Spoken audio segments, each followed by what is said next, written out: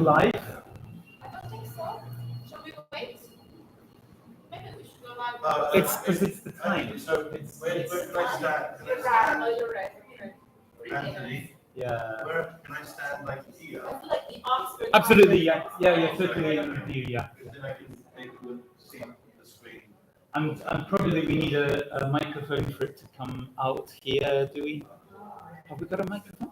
Yeah, we do. Or shall I? No. It's going to take the audio from the track.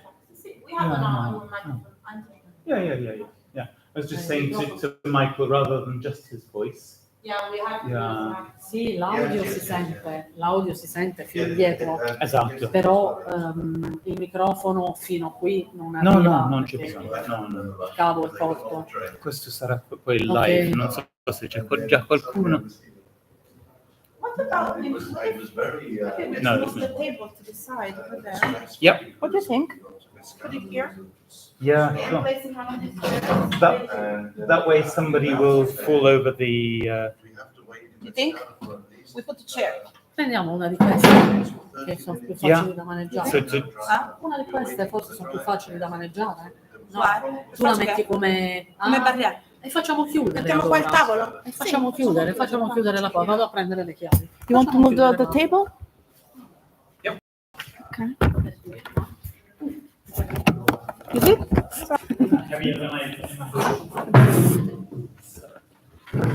Not too far. No, bring it closer. That will be. And if I sit here... No, this is perfect. Yeah. Yes, it's perfect. No, No, don't worry. If we see a few hands, I don't think it's a problem. No talk.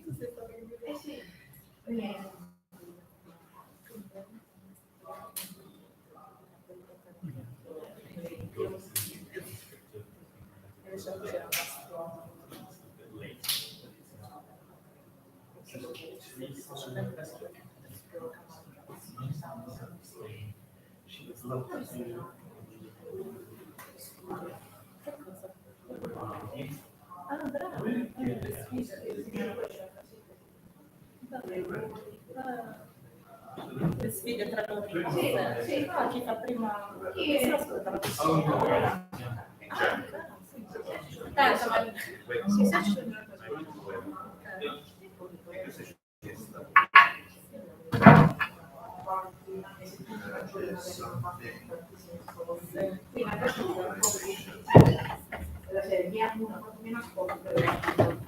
Yeah, great.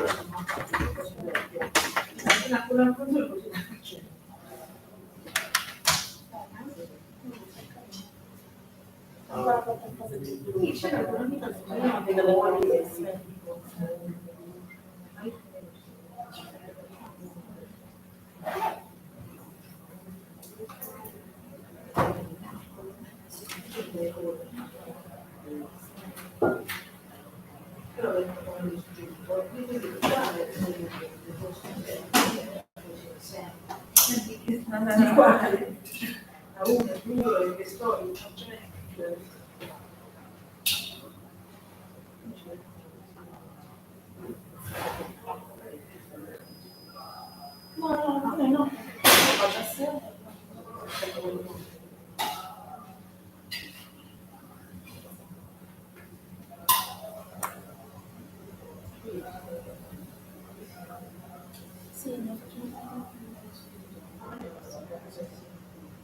No, no, quello glielo abbiamo suggerito, sono molto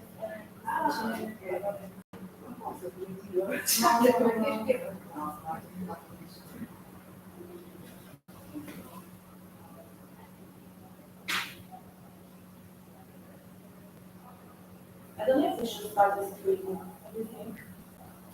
Now is the time, but we're not starting yet. Maybe we could give it a few more minutes, maybe. Without saying. I think. I don't know, We yeah, will find the. I think this, I don't know what the strengthening experience is like, really, so You're always on the other side. Yeah.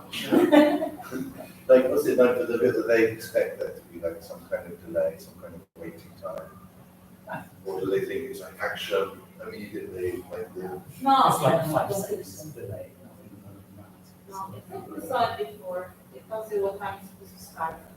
It was supposed to start at 3:30. Okay, so, So now I don't know what you see if you open the screen. Probably the cover and the 3:30 marking time. Yeah.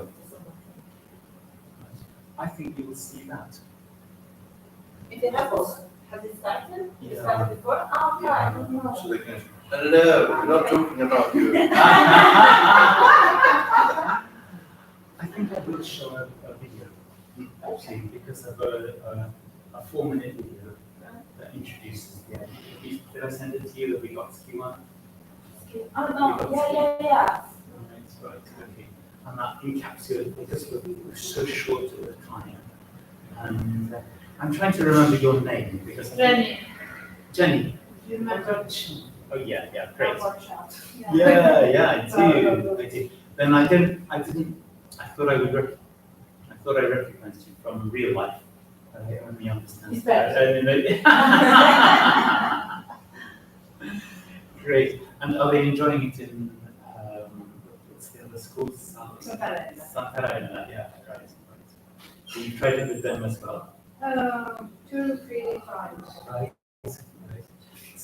Is the experience similar to the Computer is inspired. You see right. Well, if you ask me very nicely, I'll give you until the end of the year. Very nicely. Impossible to. Yeah. Done. Yeah. Sounds very nice, yeah. It was, wasn't it? Yeah. What's the last thing? Yeah. She answers it with some Yeah, right. But, and I need to transfer you over to the school, which is why yesterday So if you transfer me, it's have to work from my and it students. transfers all of your students, all your classes, and all the students, yeah. So then we're ready to go. Yeah. And where do you teach?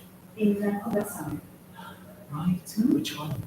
Conversano is the name of city, il primo giorno. Oh, no, right, I don't know that. Is it a school media? No, scuola secondaria, secondaria scuola. So is it next to the linguistical? Poi, In the school's area, where yeah, it's below the near class? Nova, Piazza Nova, Radio Nova. You know that Radio Yeah, I Nova? do, okay. There's a church. Oh, Very okay, close to yeah. the school. Yes. And opposite to the school, that is Radio Nova. Okay, then I know exactly where it is. Okay. Right, yeah.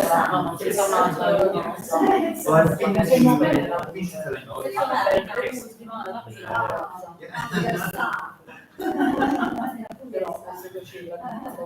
I think about 20 people watched the program. Right.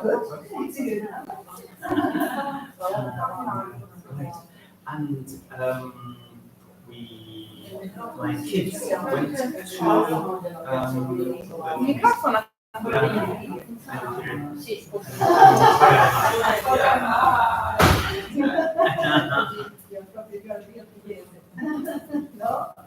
Look at my face. Yeah, absolutely. What is your name? Francesca. Great, lovely. Green. And this is Michael, Lacey Freeman, of course. So, I mean, yeah, just tell me when you want to start. Yeah, we could start. I'm sorry that we're Expecting a few for- more. Yeah, we are. Yeah, and that's Do you what think- you think someone comes in that after we started. I'm sorry about I that. had about 5 so. Okay. Okay, right. And you teach English? My colleagues just can't.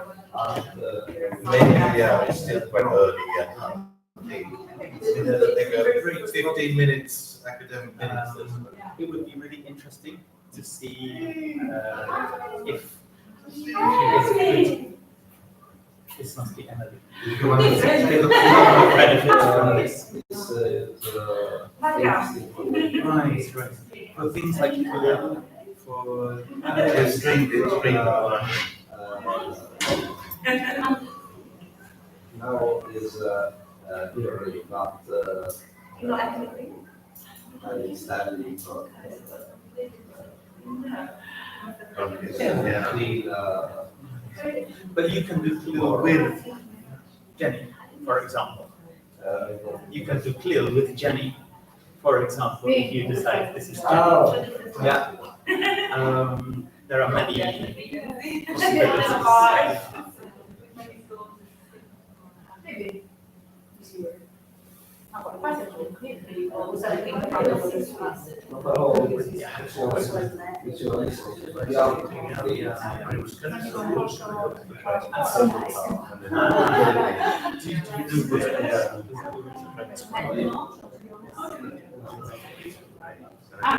Qui già noi pensavo stessi prendendo As I was saying, a good percentage of the report is going to be to on the listening, not teaching artists developments.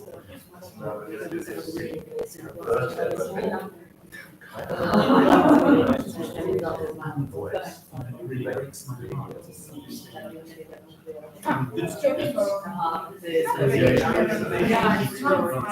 The language that's used in the listening paper is not That's it's us. Which is just really problematic. Especially using the approach that really terrifying the use of backward communication approach.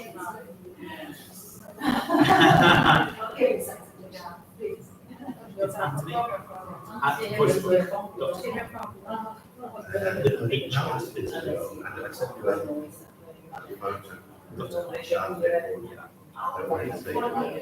If you still our have messenger sent it to you.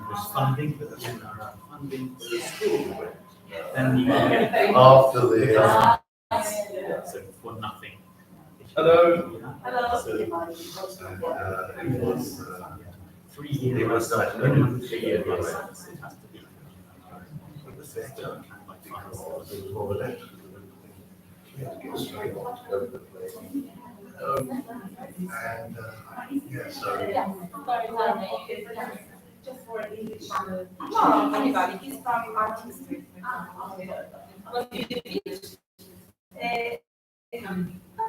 Okay, wow, we love to have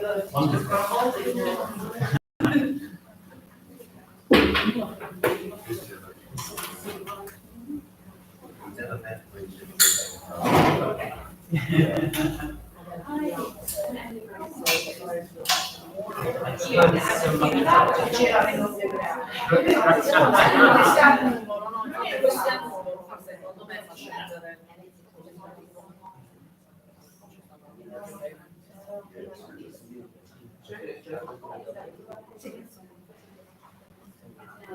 Because I think you wrote to me, I was looking here, right? I think you wrote me off pretty quickly, because I said, I need, have you got a good letter on the English voice, course book? Yeah.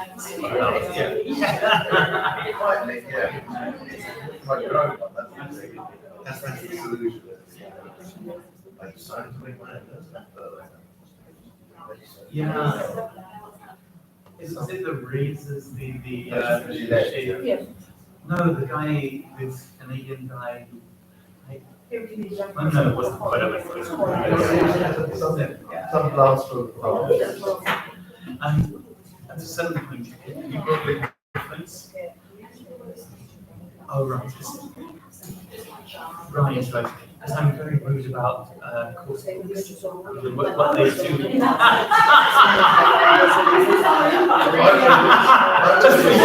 It's a special.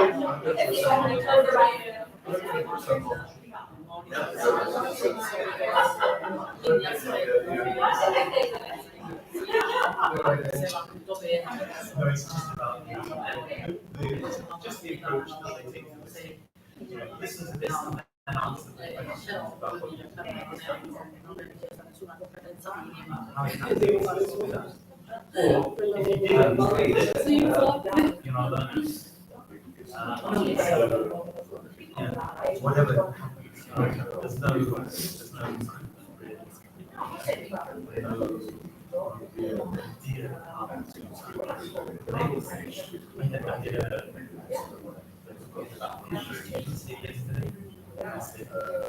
how many of you like doing listening comprehension questions? No. Because it's based on data, so rather than being based on the feedback is negative. But it doesn't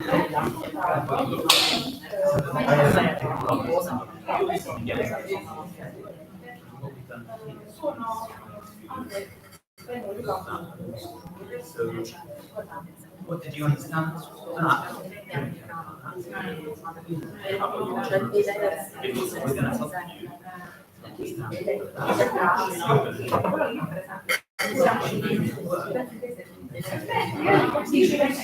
Sono sempre facile, sicuramente, perché ha visto un po' quella è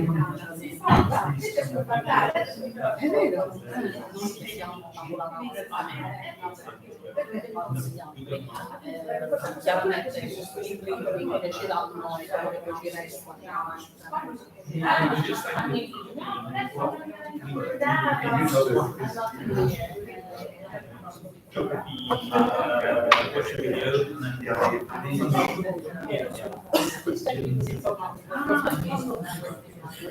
Che basta.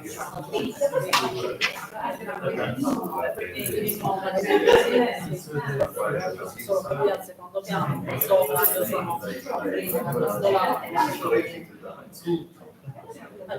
Ci incontriamo spesso, perché spesso abbiamo cose no, sotto potere, quindi non perché quelli docenti di laboratorio non insegnano perché non sono io limitato per la fisica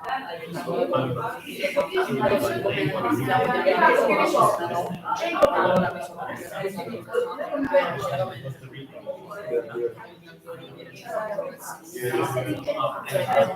devono saltare 20 classi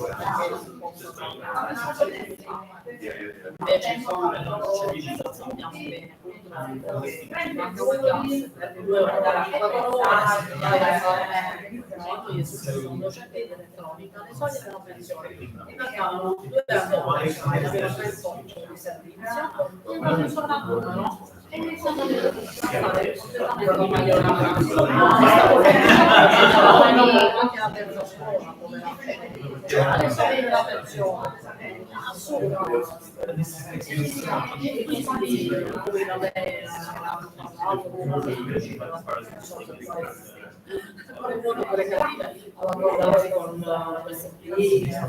alla fine mi è rimasto ci sono in realtà stato di fronte quando lei è arrivato qui a guardare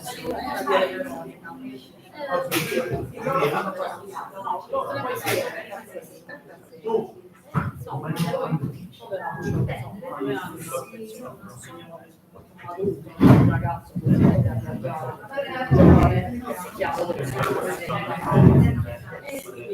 poi ho avuto solo però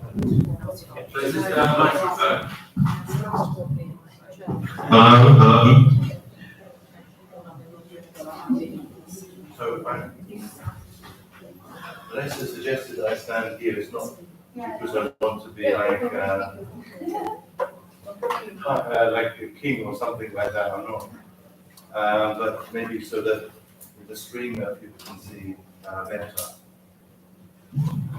And of course, I have to turn the microphone on. Yeah.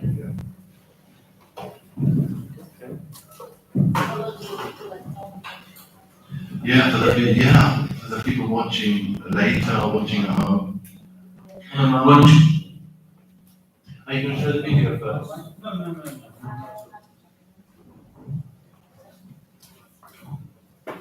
So I'm going to fall over at least once during this talk because there's a lot of potential for losing my footing and falling over here. Shall we start then? Are you sitting comfortably? We're going to talk for about 45 minutes. I'm going to talk to you about stories and what they can do. In my opinion, they can save the world, and I want to explain why at the beginning, why I think that. There might be too many phones in here. Why I think that. I write stories. Can you get the next slide? I write stories. The stories I write are for educational purposes, for schools, to help children to learn language, but I also try to bring out every story I write an emotion. There are characters in the story, but there are also emotions that are important. So, and the most recent story I wrote, for example, the emotion is sadness. Let's say it's sadness, and it's about a young girl who wants to be happy, and she wants to know what are the ingredients of happiness. How can I be happy? Is her question. Another story that is going to come out in March is about loss. The story before that is about bullying and feeling isolated and alienated. And the reason I use emotions in stories almost like a character is because all of the readers understand emotion. We all live these things. We know what they are. And this is very important when you're writing a story or when you're telling a story. Telling a story is often about the gaps, creating gaps that the reader can fill with their own imagination and their own experience. It's not about telling the reader everything. It's about getting them to think about things and so that they can place themselves inside the story. If you can do that, if you can manage to do that, you will have them with you. They will be with you. I believe that this kind of writing these kinds of stories, and I write original stories, but also adaptations of classic stories, is the most intimate relationship a writer can have with a reader. Because you cannot lose these readers. You cannot lose them. They have to be with you. If you lose them with the language, if you use language that's too difficult and too inaccessible, they won't come back. You won't have them with you at the end when you get to the finishing line. You will be by yourself. So it's a very intimate relationship. When I write, I have in my mind a certain kind of reader, and I make sure that they stay with me the whole time. That's the real aim. These are some examples of some of the stories I have written over the last 10, 15 years. And most of the classic stories I've written are stories that I loved when I was a child. And I wanted to tell these stories so badly because I loved them so much that was a strong motivation for me to write these stories. And one of those stories is my own story, Egghead, which is about a boy who is bullied. I wrote this story to help children who are bullied because I was bullied as a boy, like many, many children. And I wanted to take Egghead into schools, but I don't take Egghead. Egghead takes me. Everybody wants to hear about Egghead and the kids, and we will see some photographs later on which kind of explain how powerful the story can be. These are two stories that I've written most recently, which is a sequel to Egghead, and a story called Bottle's Big Question, which if we have time I'll speak about a bit later. But anyway, I want to get to some of the reasons why I think reading can save the world. These are just some of the reasons I think. So, empathy, one of the most obvious things, is that stories teach our children to be, they're able to empathize, they're able to put themselves in the shoes of others, to look at things from multiple, different perspectives, other than their own, to be able to identify with the characters, to be able to do this is fundamental. And if we don't get our children to read, how can they be prepared to empathize? When we are sending people up into the sky to drop bombs and they don't know, if they cannot be empathetic, they don't even realize what's happening, who is on the receiving end of these bombs that are dropped from planes. You know what I mean? It's like something that is really important, that we teach our children to be able to empathize. And it doesn't come naturally. It certainly doesn't come through video games and things like that. Stories, you live inside the skin of the characters and you see things from different perspectives. Stories also teach you about consequences. You know, if you think about it, I have a friend, a good friend, an adult, same age as me. Some years ago, he said to me, "Michael, I've got to stop playing video games." And I asked why. He said, "Well, I was in the traffic lights when it was red, and I was in my car, and I thought, just 1 microsecond, I thought I can go now, because if I make a mistake, I can always go back and start again. And go back to the before I moved, before I crossed the red line." And he said, and that's the problem with video games, is that with video games, if you make a mistake, you can go back and start again. In life, you cannot do that. If you make a mistake, you pay. There are consequences.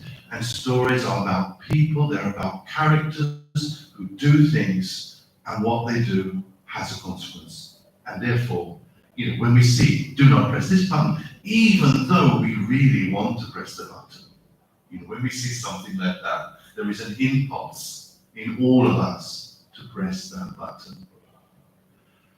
But we don't, because we know there are consequences if we stop the train or something like that.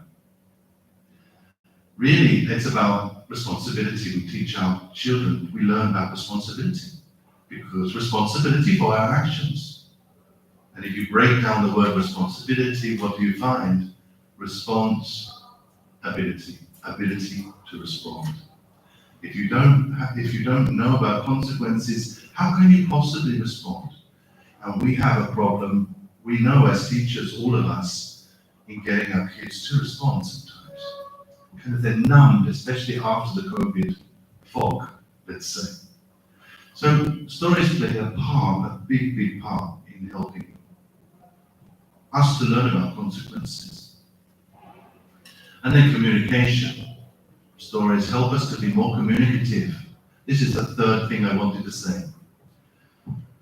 Problem solving. They engage more in problem solving. When you look at a story, they are trying to resolve a problem. That there's always a problem with a story.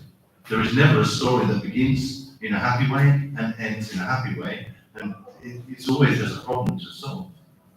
And if you look at stories, often they very skillfully use the pronoun we.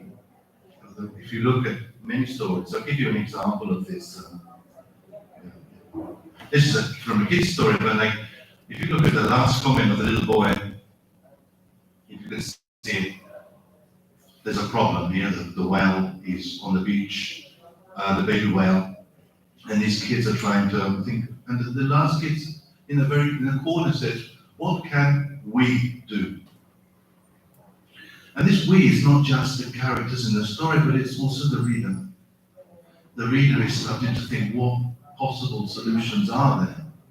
And so this inclusive "we," if you think about it, in Italian, often you don't use it when it's inclusive. Andiamo a mangiare l'assassino pastorella. You don't say noi andiamo, only if you're excluding. Noi andiamo, poi no. So this we, this inclusive we, which is in stories very often and I use very much, is really trying to engage the reader and invite them to participate in the solution. Not just to read about the problem, but also to think of the solutions.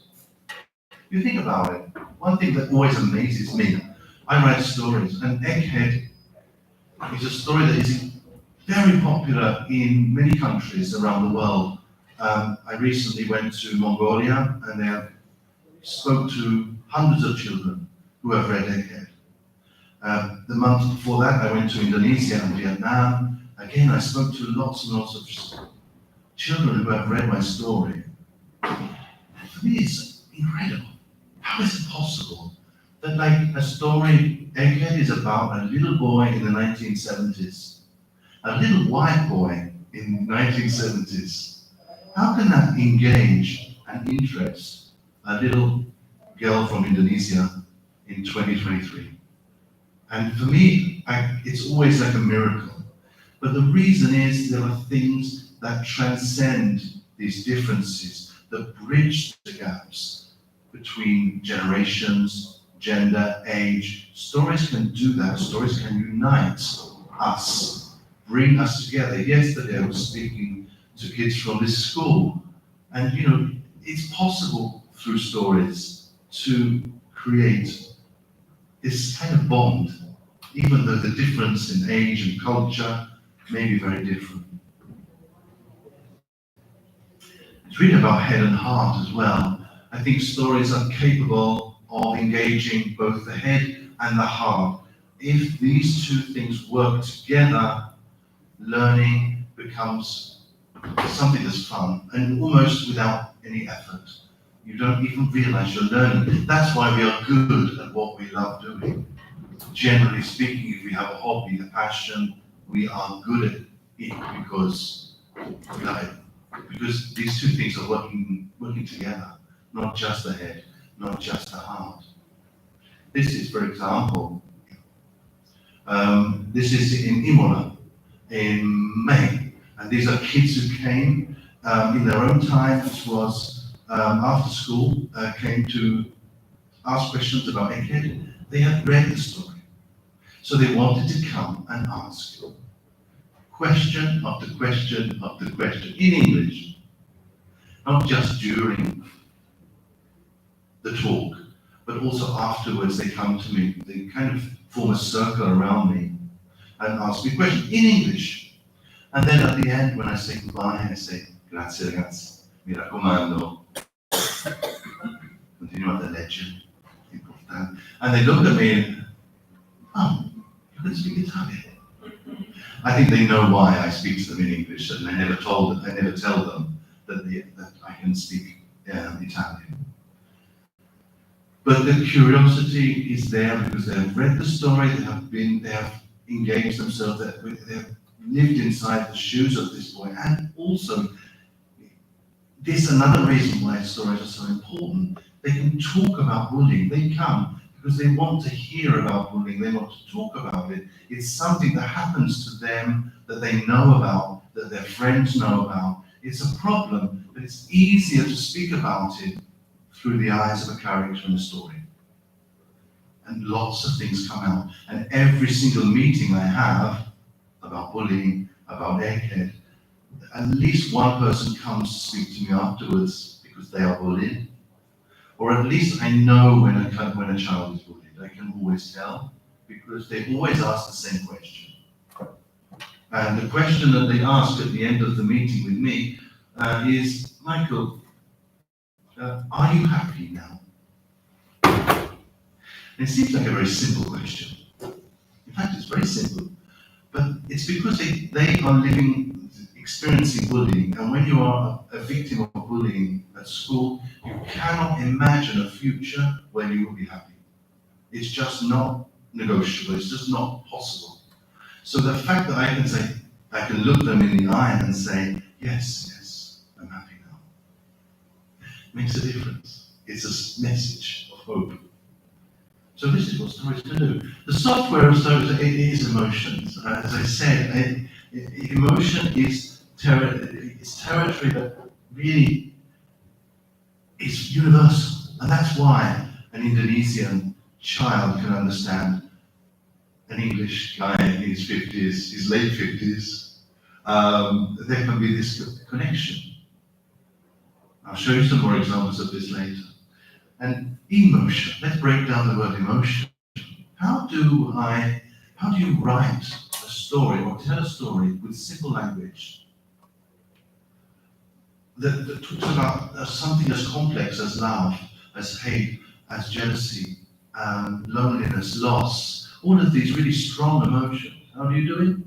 By using motion, by using action, because we know what certain actions mean. Look at this little segment from a book. It's actually an Oxford reader, The Elephant Man. I don't know if you know this story. Look at this, what it tells you. The Elephant Man is a man who is desperately lonely, desperately sad, a victim of prejudice of society. And here he is, just in a couple of sentences. It tells you everything. The man sat on the sofa and looked at the little photo of his mother. Little photo. This gives the idea of distance, of inaccessibility. Why little? And then he put the photo next to some flowers on the table. His relationship with his mother is precious, is priceless, it's beautiful. Just with two simple actions, looking at a photograph. For 1 minute, I forgot to say, look at a photo for 1 minute. Often I invite the students to look at a photo for 1 minute to see how long that is. But what does that mean? That person who is in that photo is important. So with very simple explanation of simple action, here's something I wrote about the story Black Beauty, which is a story I loved when I was a kid, about a horse, yeah? Oh, I love that story. And I had to write an A1 version of the story. It was a really basic, elementary level. And what, I didn't have many words for the glossary, but basically, if you look at this here, he's got to say goodbye to his owner. I held my face close to John's face. That's all I could do to say goodbye. And that explains everything. This horse is this feeling helplessness, trapped inside a body that cannot communicate to the person he loves.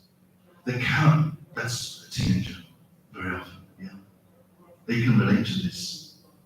Trapped inside a body that they have no real control over, and they cannot express their feelings and emotions and tell that person how much they love them. And finally, another one, which I invented. Nina looked around the room one last time, then she left and closed the door forever. And this moment when we all live, when you can't turn back the hand of time, and we all know what that's like. We're leaving, we're moving on. Again, teenagers, they know a lot about this. They're saying goodbye to a lot of things. And they're saying hello to a lot of other things.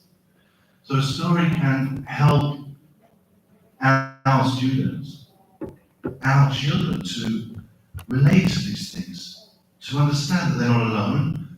They can, with empathy, they can understand that, and to be able to communicate these things to their peers and to other people as well, to their parents. It opens the doors. In fact, reading opens doors is the stories open doors. Story is the title of this meeting.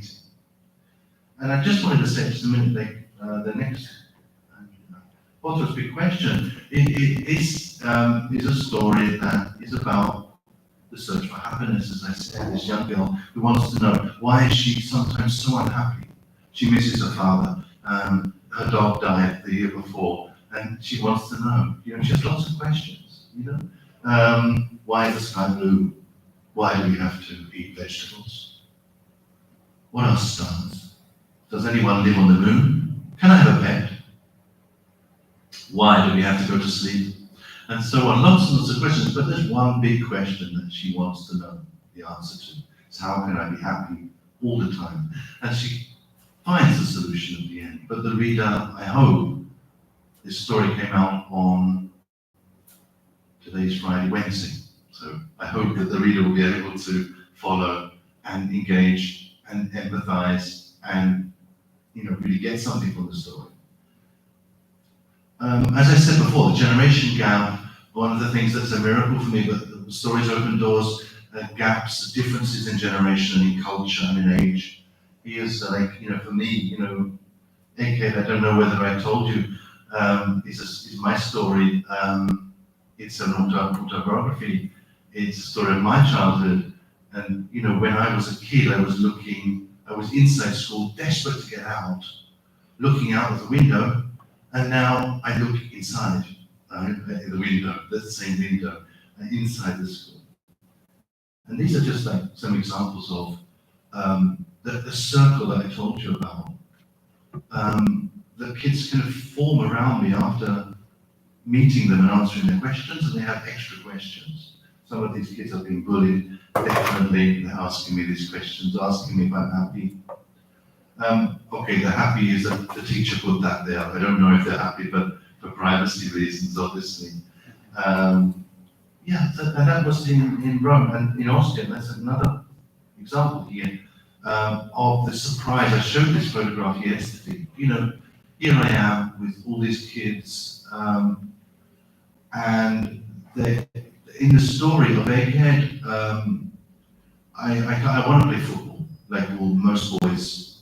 But I can't because the other kids don't want me to play. So this is a part of the story. I try to invent a way to play football with somebody. Anyway, these kids, go back, sorry. These kids, they brought a football with them. I could see this football. And I could see that it was from Rome, because they were from Austria. It wasn't Lazio ball. So they asked me, what football team do you like? Was one of the questions they asked. And I said, Roma. No. And they said, yes. And they bought the ball because they wanted to play football with me after the meeting. Because this is the power of the story.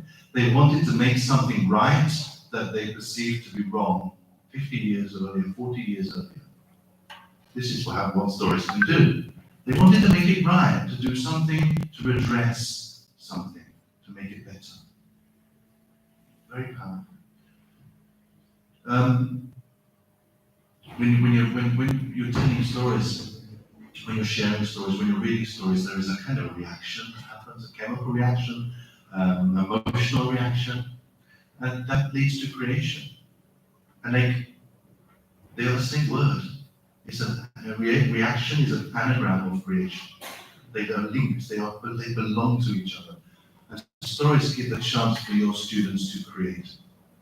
Because they want to give something, they want to participate. It's like a circle. You give them a book to read, they will come, if they like the book, they will come back with you to show you something and give you something. And that's the circle that, if you get the right story, that's what can happen. This is a story that I wrote for a course book a few years ago. Called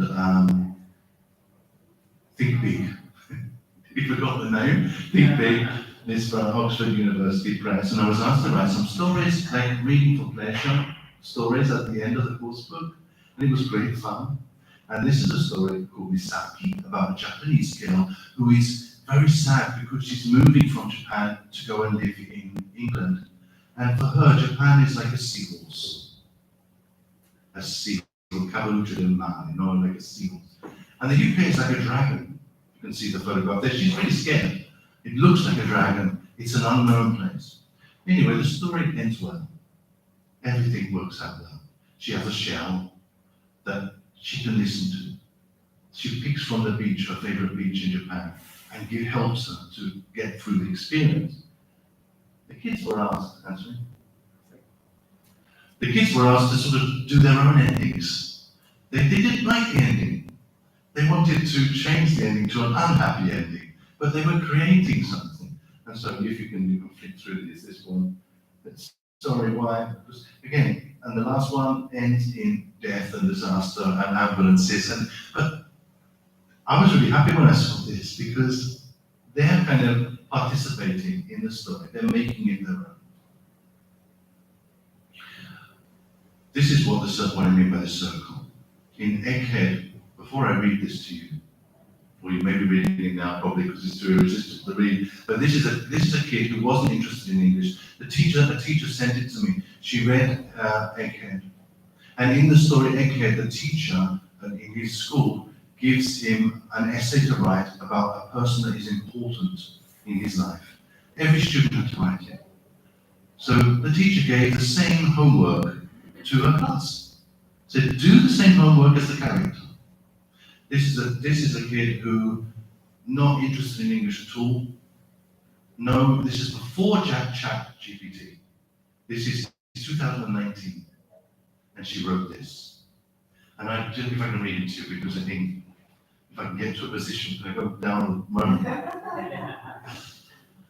My mum, it's the time that I write something sweet, even for you. My mum, she has always been my only parent. Our relationship is so strange and a little bit difficult because my character is particular and complicated, so we are in contrast and often we fight. I choose to write about my mother because I think she is the best person and the most important for my life. She is the only one that will never leave me. Her name is Vietnam. She has light brown hair, green eyes, and she has a lot of freckles on her face. And for me, she is wonderful. Her character is like mine. Strong, moody, strange, and she hides when she feels bad. Even if I hide my love for her, she knows that I love her, and I say thanks for every day that she has been by my side. She is my hero.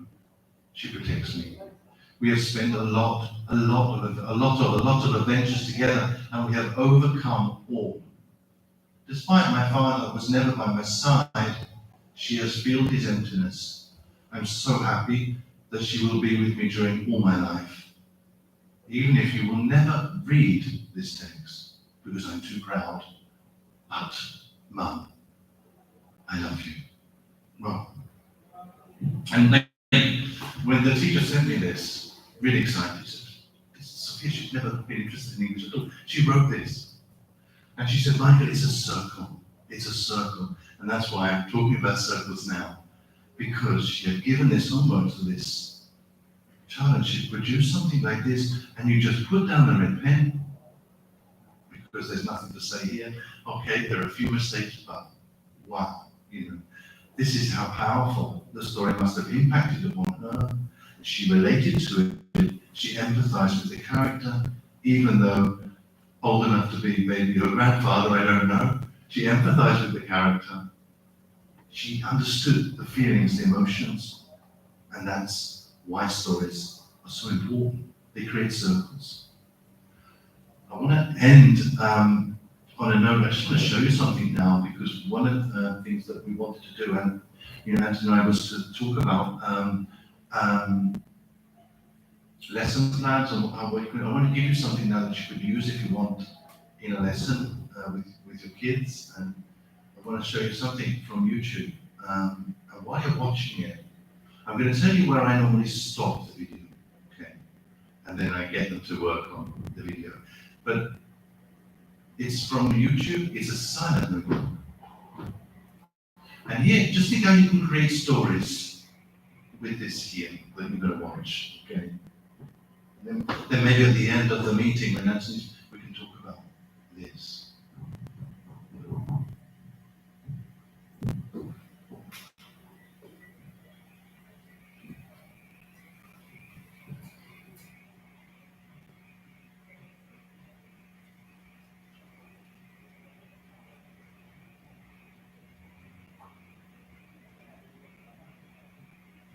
So it's not like full of action, which is good, because stories are about gaps, okay? For the reader to fill in, or the listener with their own imagination. So there's plenty of gaps here. It's a silent movie. That's why I can talk. There's some music, and it depends on the age of the class, but sometimes I get them to clap to the music, to get into the story. So I get them to do a slow clap, right? This song is quite a popular song a few years back. I love it too.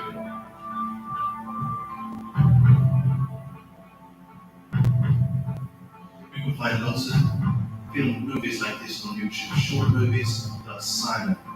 You can give your kids great stories with these things. It's like a blank canvas.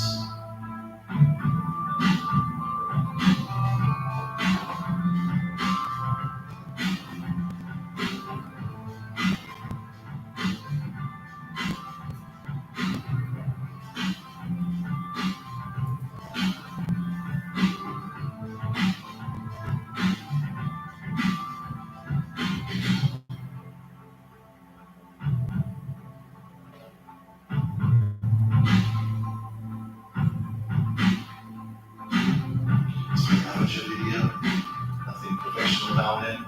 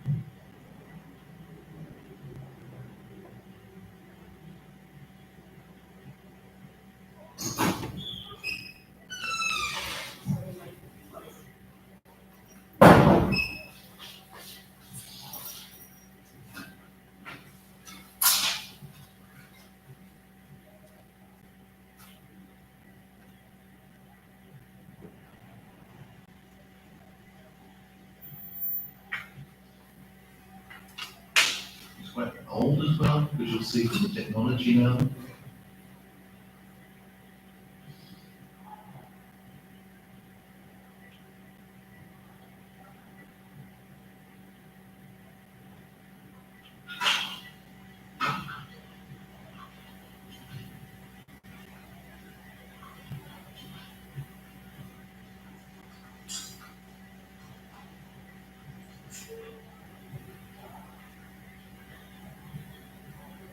The acting's not that great.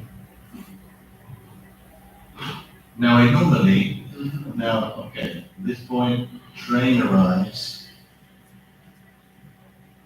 Someone's going to get on the train, obviously. The girl gets on the train. You see the smiling face of the boy, and then I normally stop the video at this point. We won't stop the video now,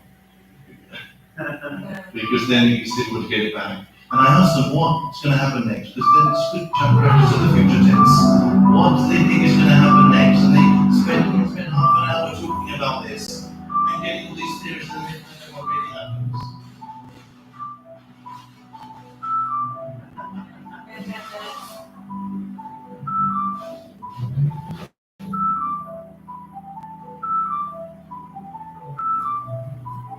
So it's a simple video you can find on YouTube, you can download it, and the whole lesson you can be engaged.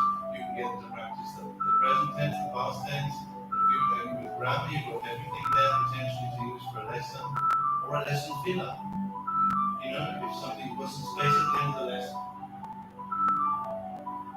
But maybe I'll leave it to you to think about what you can do with this, and many other films like this, where there is this gap that you can invite your students to feel, to react to, reaction, creation, to make this kind of circle, to make this kind of thing happen. And this is a perfect example. You go on YouTube, silent movie in English, well, you don't have to say English, of course. Silent movie. This is not an English production, I think this is maybe Scandinavian. You can get your kids to fill in the gaps. Okay, I'm gonna now just introduce a little bit. Actually, a little bit. Just want to tell you how we met, actually, and why we're here today. Obviously, is thanks to Alessia.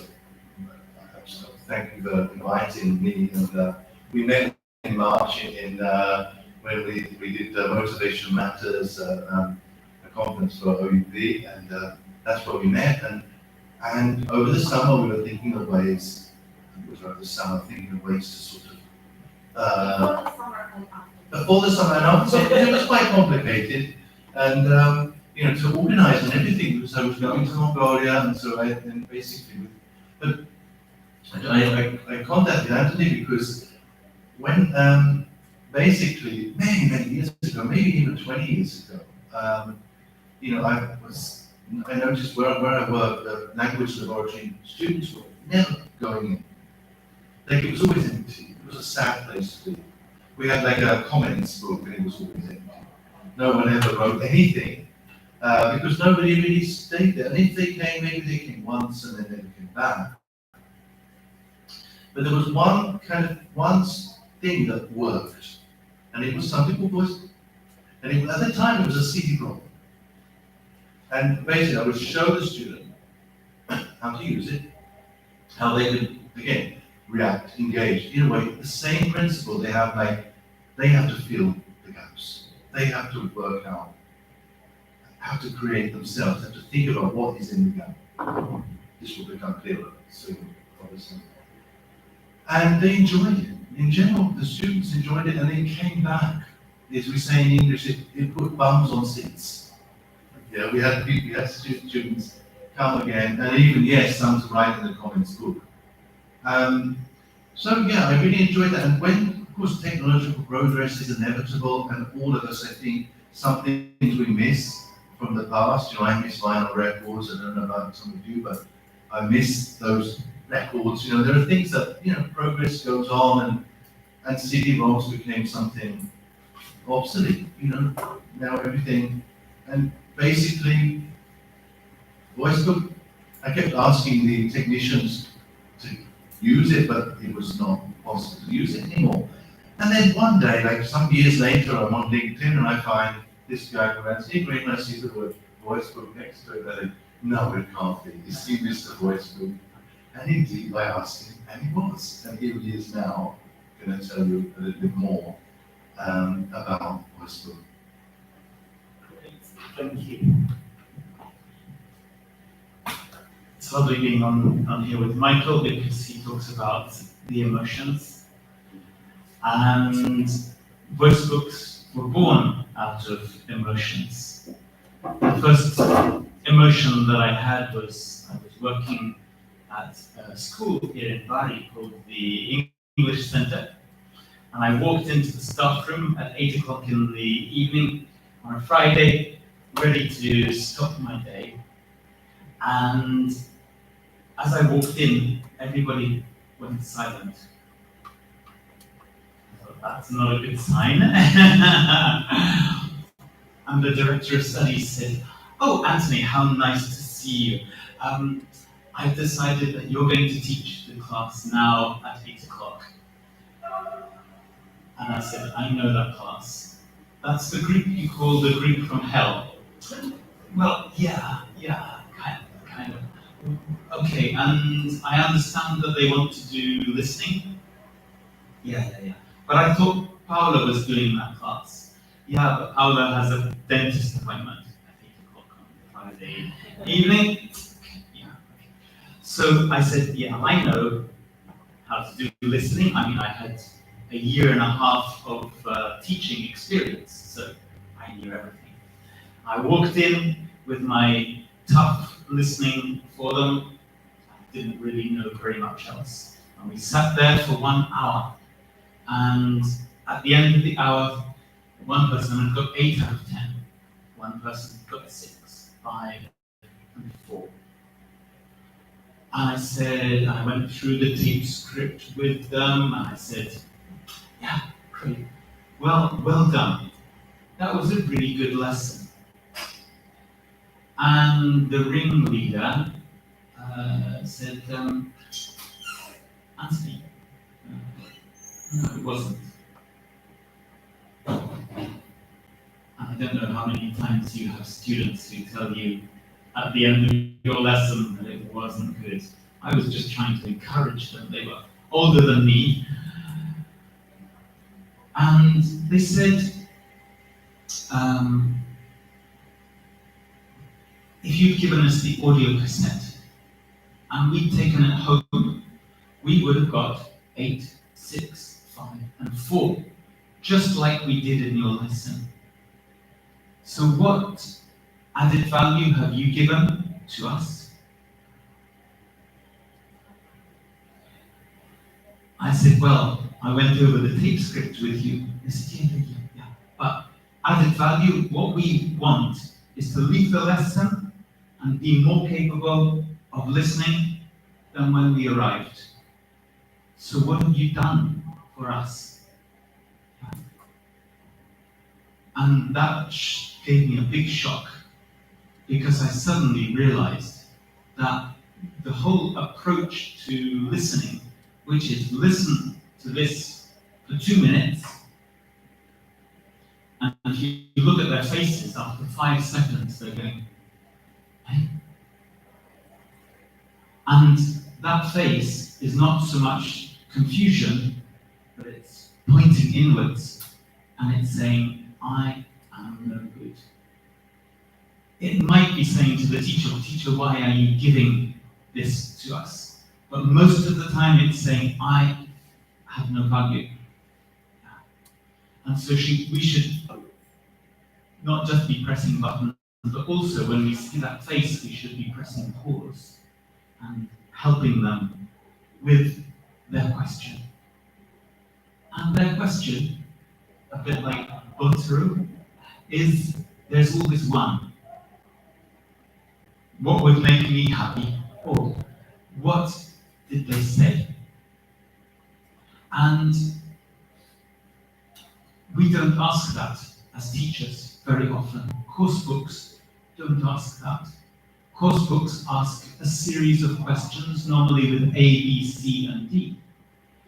And the more talented students who are good at top-down listening, they read the questions and they say, no, she didn't say that she wants to kick her mother or kill her mother, but to love her mother. And very often, if you ask your students why they get these comprehension questions right, they say, I don't know, I was just a stab in the dark. Or I was using my intuition. Now, intuition is wonderful, but it can only go so far. And are we teaching them to be more intuitive? Probably not. And before, when I was speaking to Emily, I was talking about John Field. And John Field, if you want to give yourself a Christmas present, buy Listening in the Language Classroom by John Field, because he takes apart the comprehension approach. And the comprehension approach, comprehension in inverted commas, because there is no comprehension going on in general. Or, if there is comprehension, if you ask a question and they can understand and they answer the question with no problem, what are they learning? And if they can't answer the question, what are they learning? Probably nothing in both cases. And so the group from hell was my group from heaven, really. I went in there and I made what in hindsight was a terrible mistake, giving them questions. And I could see their faces. They were looking at each other. And I was uneasy in the lesson. Probably that's why I said that was a really good lesson, because I knew it wasn't a very good lesson. And I didn't expect them to say the best thing they could have said to me, which was, no, it really wasn't. And I realized that I was just a button pusher. And that is not my idea of being a teacher. My idea of being a teacher is accompanying them to a certain point where they are autonomous, and then giving them the help that they need. But I don't know if you've ever tried in class to say, just write down what you think you heard. And then you check what they understood. And if you have 20 kids in the class, you have 20 different versions. That's complete chaos. You cannot even begin with something like that. But my hero, when it comes to teaching, is a guy called Vygotsky. Does Vygotsky mean, okay, right. And now I'm going to show you, it's a bit embarrassing, it's a video of me talking about Vygotsky, but I speak very quickly about it. He talks about the zone of proximal development, if that means something to you. And teachers normally say to me, what? You can use the zone of proximal development for listening? That's not possible. So my aim with you today is to see whether what I'm saying is true or is not true. If you want to try it out with your kids, please do. And then we'll see. There are a couple of people in here who've already used it a little bit. And then after that, we'll have the session speaking about lesson planning together with Michael, and we'll maybe take a look and see how a lesson using these voice books went. Okay? Where's my assistant? It's me. This is coming. Is this coming up? Is this not coming up? Is it going to come up now? No, sono antenitori.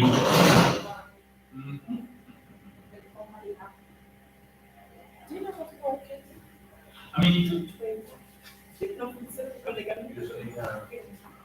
why don't I just turn it around like this and you have a look at this? So if it does come up there, that's great.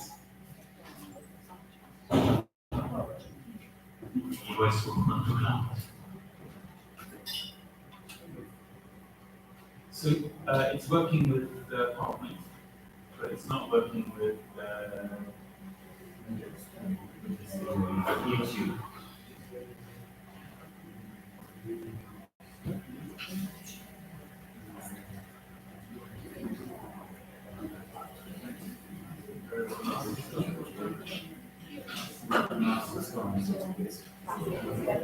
Yeah.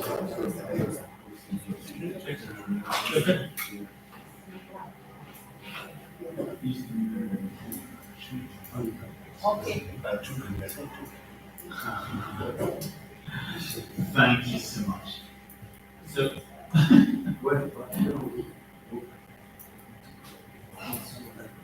yeah, good. Oh, nice. Good. That's how I felt about 2 seconds ago. It's an interactive video. Okay.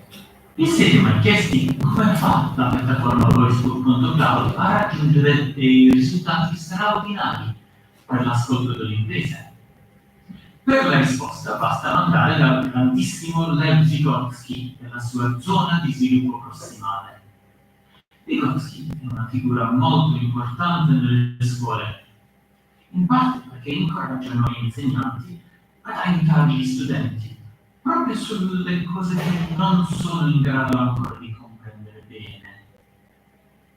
Il metodo tradizionale di fare listening comprehension in quasi tutti i coursebook consiste nel fare delle domande su un brano che i ragazzi hanno sentito 1 o forse 2 volte. Ma non funziona questo metodo tradizionale. Le prove stanno dappertutto. Le risposte alle domande poste fanno capire a noi insegnanti quello che gli studenti hanno capito o non hanno capito. In questo senso è un ottimo test del livello raggiunto, ma non servono dei test ogni settimana. Serve invece uno strumento di apprendimento, di miglioramento dell'ascolto. Quello strumento è la piattaforma voicebook.cloud. La prima domanda che viene in testa ai ragazzi è: cosa ha detto? E senza capire questo, è inutile che noi facciamo delle domande di comprensione. Invece di fare dei test su quello che non hanno capito, la piattaforma Voice.cloud fa lavorare gli studenti l'80% del tempo nella zona di sviluppo prossimale. Si parte chiedendo ai ragazzi di inserire, scrivendo o dettando quello che pensano di aver capito. Poi si passa subito a concentrarsi sui bisogni degli studenti, sulle cose che non erano riusciti a capire. Per questo lavorano per l'80% del tempo nella propria zona di sviluppo prossimale, dove, come sappiamo, hanno bisogno di una mano. Infatti la piattaforma Voice.cloud li prende per mano e gli chiede di inserire le loro ipotesi. Spesso riescono a comprendere molto di più, ognuno facendo le ipotesi nel proprio tempo. Hello, it's time for today's big question. Why should we take care of the Earth? Se non identifico una parola, può chiedere un aiuto ulteriore. Se la scrive male, il sistema lo aiuta a trovare le lettere giuste. E se non la comprende, può cliccare per avere un suggerimento, per cui non viene mai abbandonato. Quando poi completa la trascrizione, si apre una pagina blu con ulteriori approfondimenti. Data la complessità dell'inglese parlato, questa mancata comprensione potrebbe essere perché non comprende una parola che conosce benissimo, ma che è pronunciata nella sua forma debole, tipo per fuoco. Oppure perché si tratta di una parola che ha letto e di cui ha inventato la pronuncia giocoforza, come rough, che è convinto dovrebbe suonare come through, e poi casca tutta la comunicazione. Oppure perché si tratta di una parola nuova, che è in grado di apprendere anche ascoltando se lavora su Voice.cloud.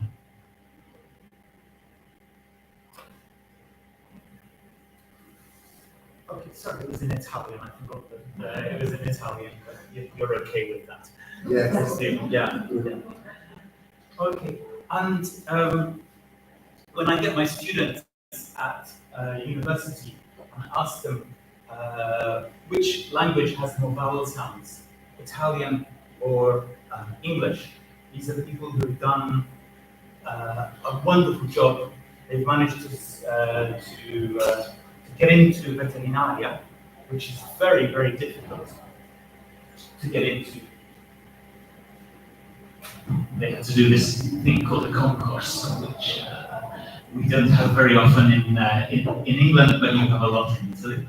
And so they've done a concorso nazionale, and they've got in, so they're the top level of students. And when I ask them which language has more vowel sounds, they say, well, I suppose Italian is a more complicated language, isn't it, than English?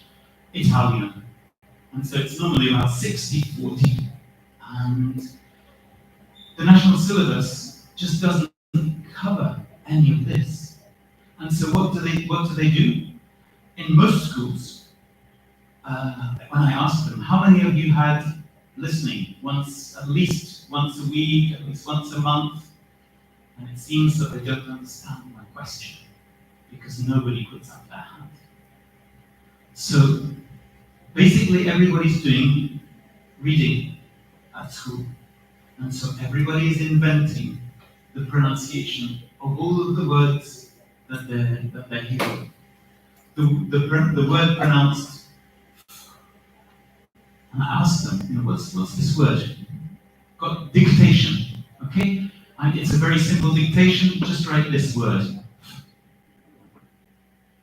And the Italian brain has been trained to ignore it's the sound of leaves. It's maybe even some sort of insult, semi-insult. But it doesn't have linguistic meaning. And so you ignore it. You read, that's for, this is for you. Why didn't you take for, yeah, then I would understand it. You mangiate le parole, etc. Yeah, and it's true because the music of English is completely different from the music of Italian. When I listen to you guys speaking Italian, it's like listening to Italy's most famous form of music, which is what form of music can we hear in London? Go out to the theatre and hear it. Yeah? Like it. Okay? Opera lirica. La, la, la, la, la. And so every syllable is pronounced very clearly, some more stressed than others. Do you like English music? Yeah. Sorry, English opera lirica? If it exists, yeah. If you're feeling a bit masochistic, look for Benjamin Britten, and he's about the only person who has written opera which is in English and used abroad and performed abroad. Do you like English music? What sort of music do you like? Pop, rock, all of it? Yeah, okay. And the rhythm is completely different. The rhythm is something like, yeah? And all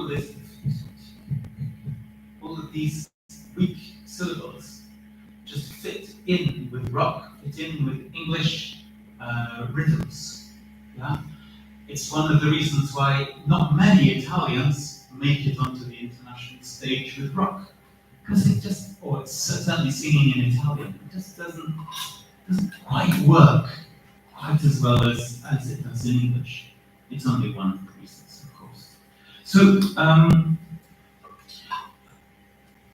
with my group from hell, they were completely unable to understand all of the weak syllables. Nobody had taught them.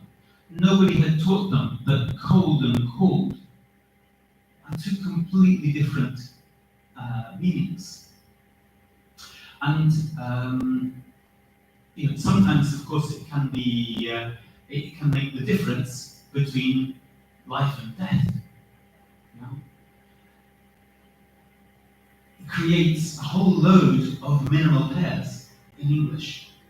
I discover, every week, my students on voicebook.cloud teach me new minimal pairs. I found out the other day that run and wrong are minimal pairs. And I didn't even think of it, I'd never thought of this. Now, if I have been concentrating on listening for about the last 30 years, and I don't know that run and wrong are minimal pairs, then what chance do most people get, because they're not continually going in there? And our students can teach us so much.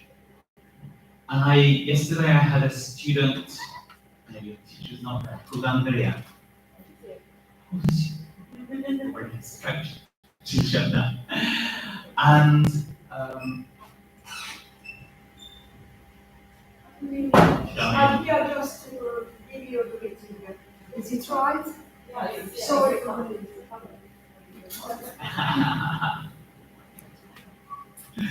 Great. Now, what was I going to say? Andrea. So, when they do their comprehension questions, what is the worst thing that they can do? Make a mistake. Yeah. Because that's -1. And the teacher is sitting there, okay, I'm going to give -1 to Andrea. Yeah. And so they go home to their mum and they say, Mom, I got 3 on my English listening test today. And the mum says, non ti preoccupare, non siamo portati per le lingue. And everything finishes there. That's the end of their listening career. Also, another thing which happens in so many schools is they go into, they've done English at the scuola elementare with somebody who often, I'm afraid, cannot put 3 words together to make a sentence. And I wonder, should they be doing English at all? Maybe they should just start at scuola media, if that's the sort of English that they're getting.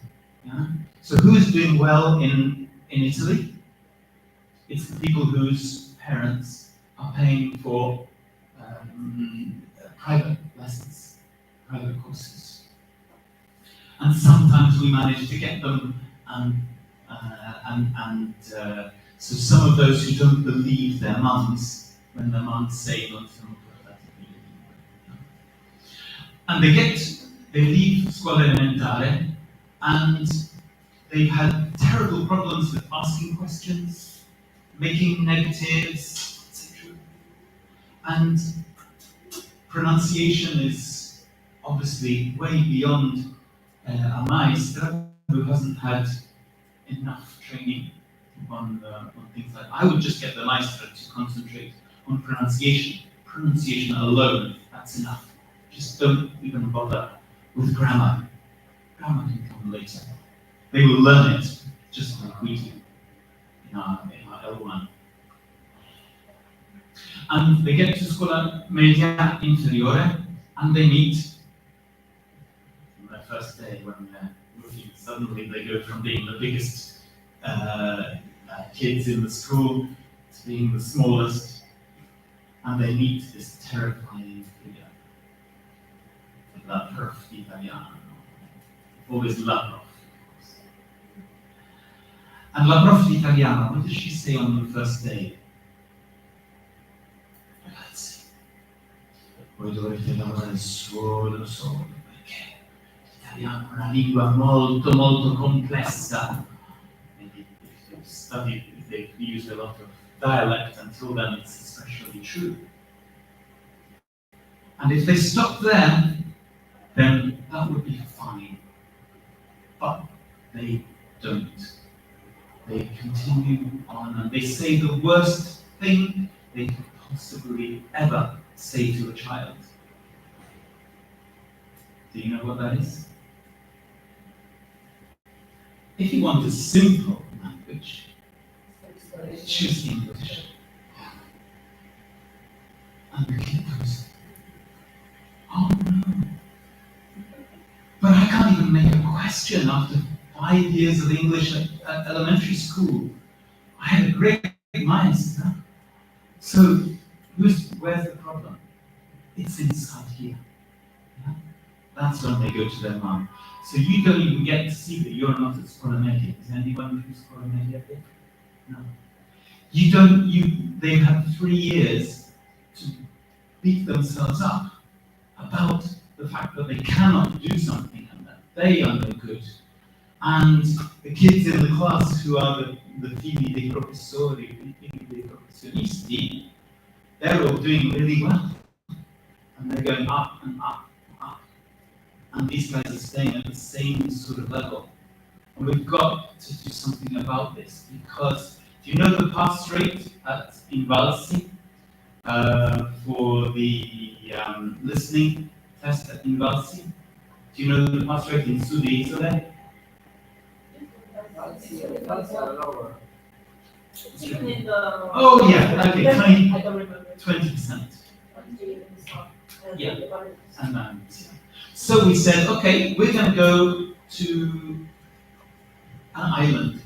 And we're going to go to the mountains in an island. We're going to go to Lanusei in Provincia di Moro, where the parents are all shepherds. Now, the grandparents made their money from kidnapping.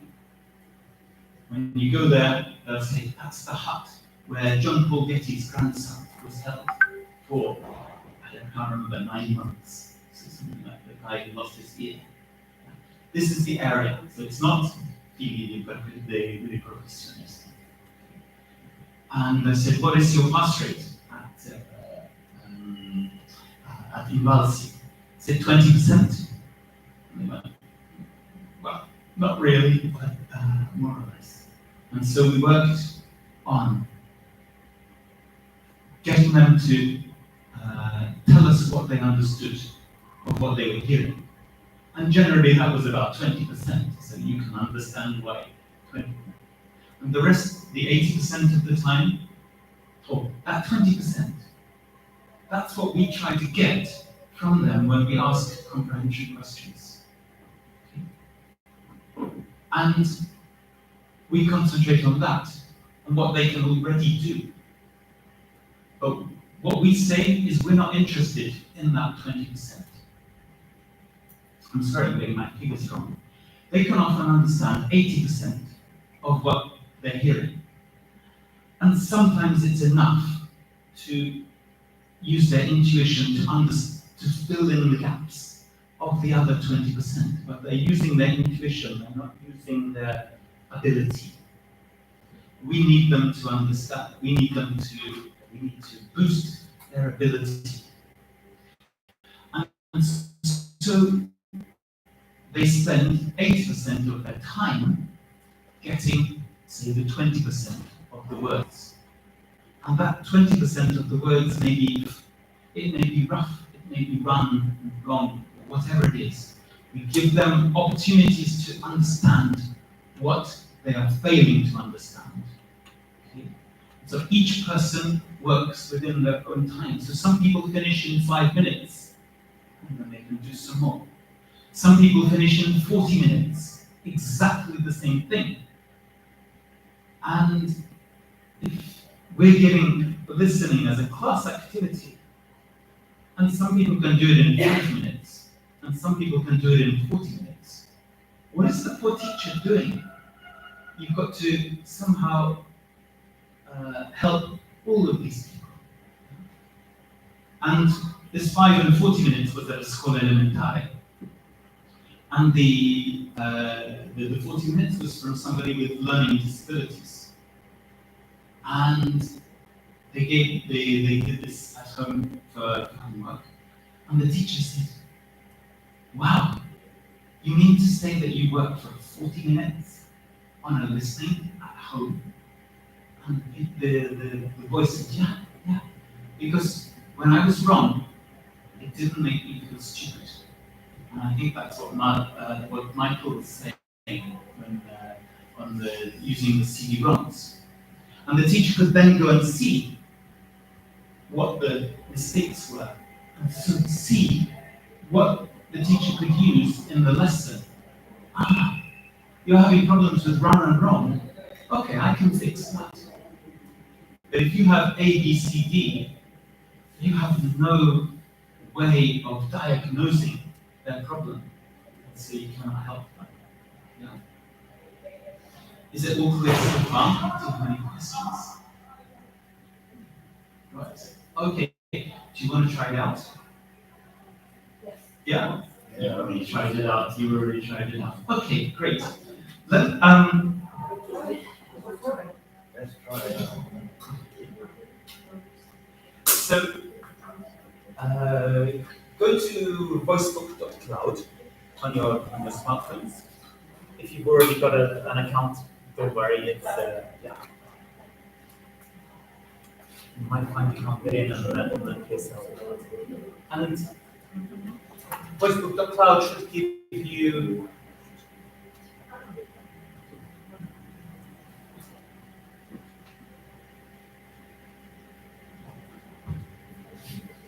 I'm not going to be able to do this here.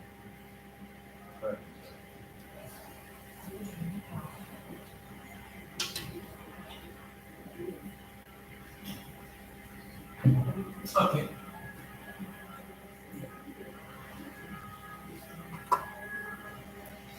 If you work at Marconi Hack, use the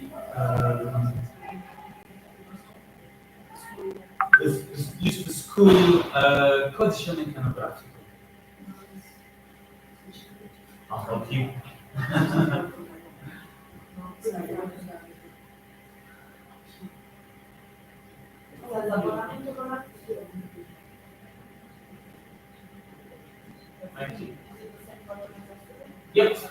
Okay, let me fix that.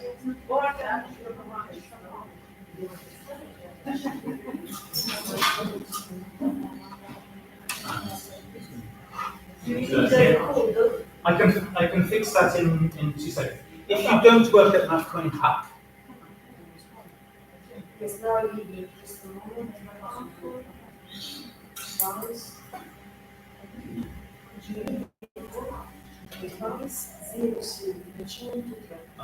okay, just a second. I think it's expired, so I will just check it. The Vice 063003.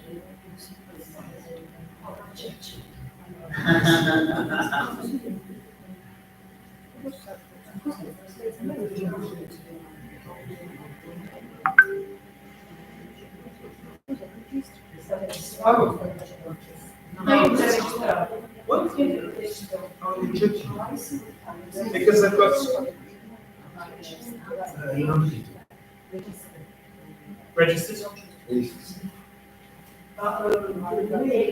Yeah, you're on the right page. Go for it. Don't write a school in there. Your name? Yeah.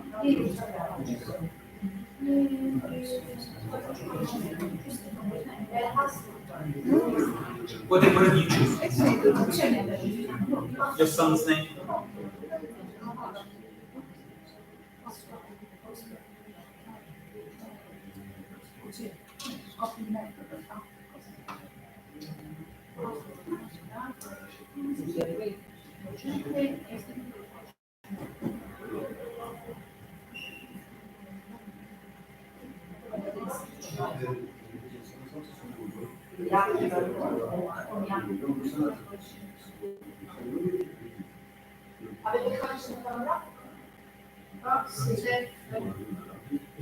Is it working? Te lo do un attimo. Vice 06 303.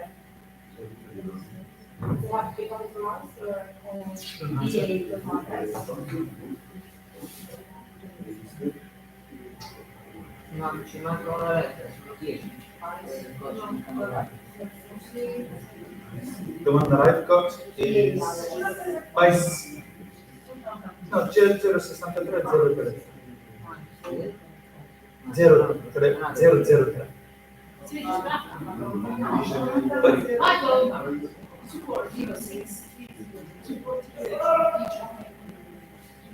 Yeah, sure.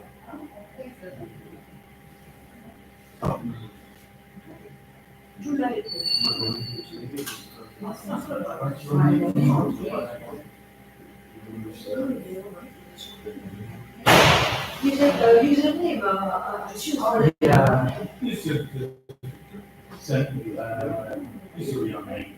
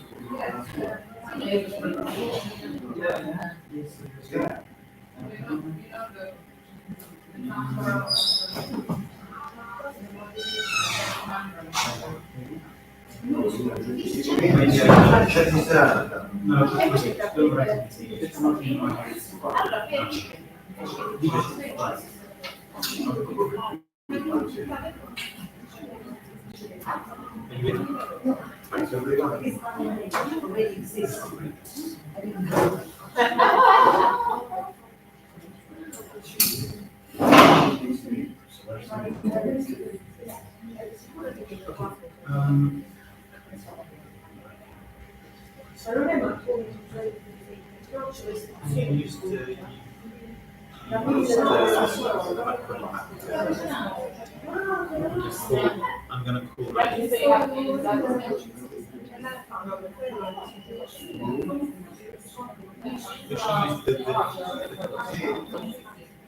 Okay, I finished that myself about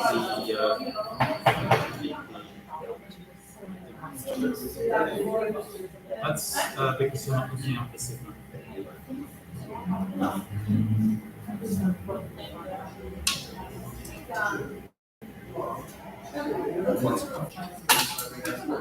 You know,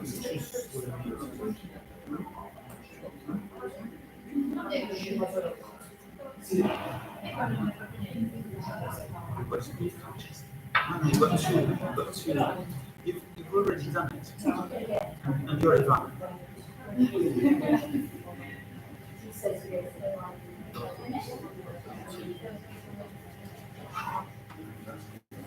Yeah, you're already in. I will fix it.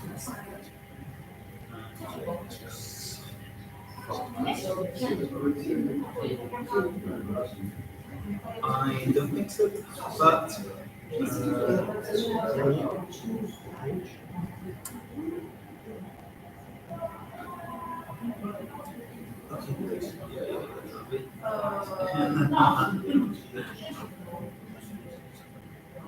no, don't try and register. So, we've already got two digits. Yeah. Okay, use that one.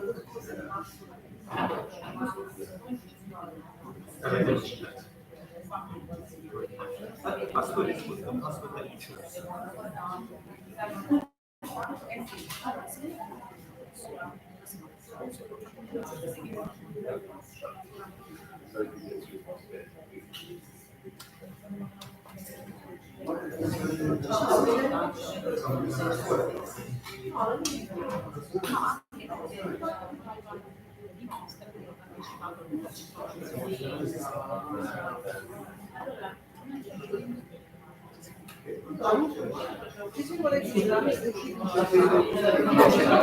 No, ce l'ho messo dentro.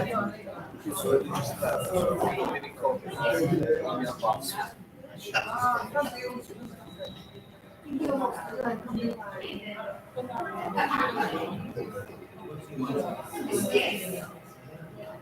Perché?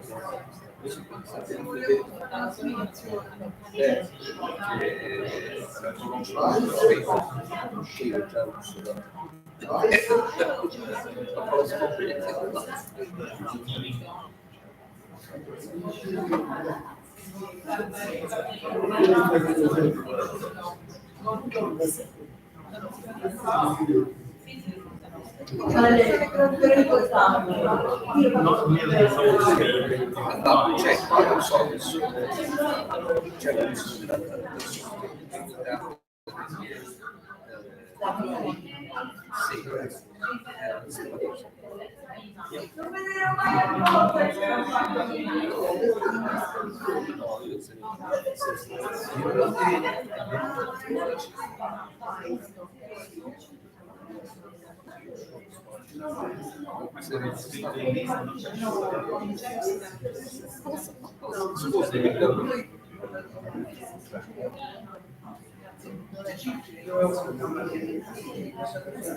poi c'è, non è facile nessuno.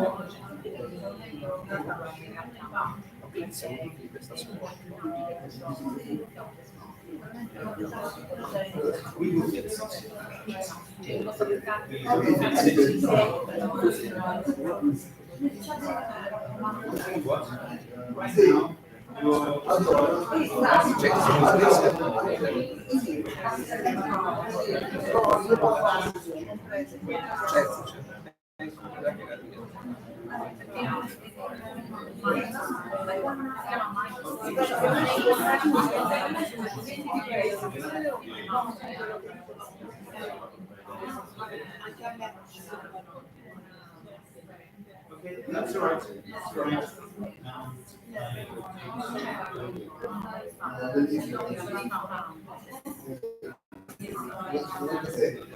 video.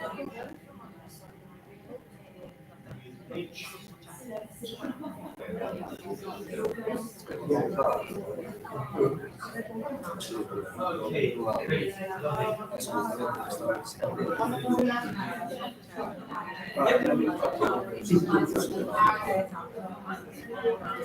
Okay.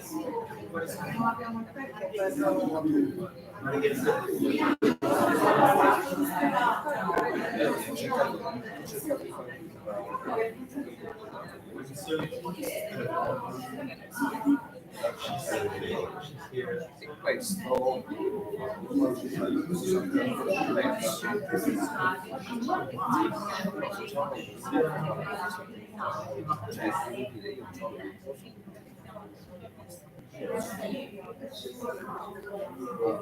Margherita, can you review your pitch?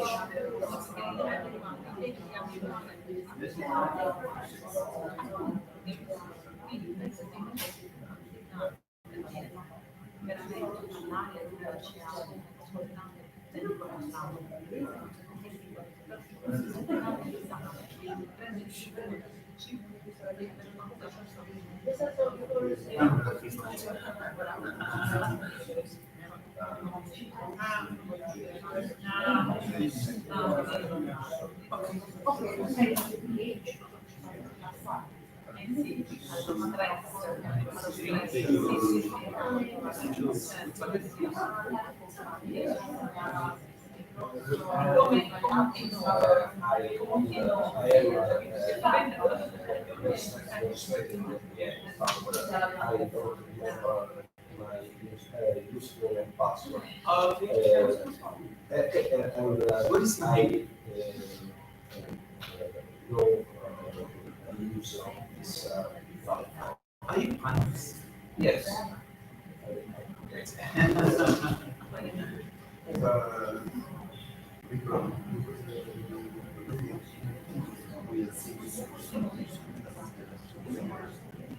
Yes, probably. Yeah, just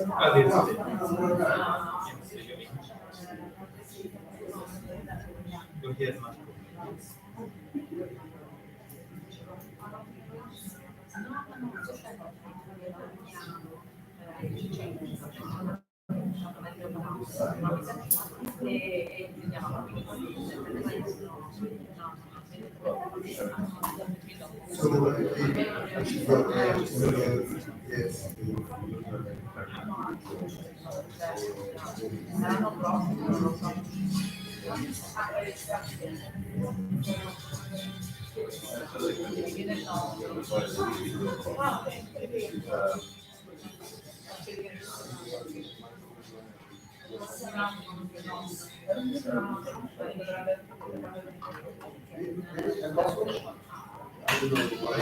Yeah, that's what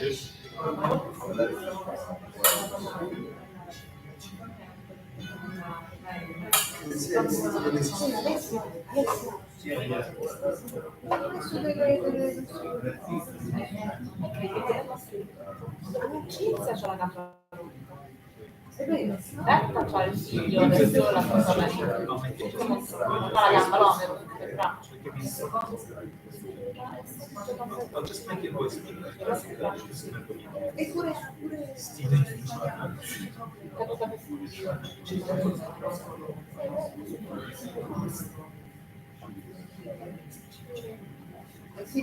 Un'altra collega era qua tutta qua.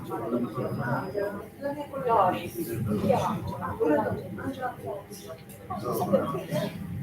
infatti non la vedevo mai,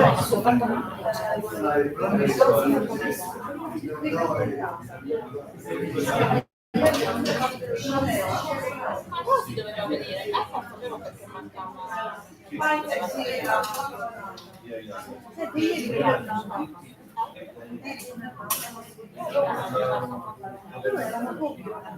miei, Quando ho fatto quella foto era andato via la prima fase.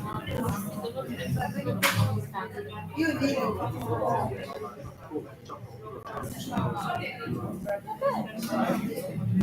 Ma per il inglese,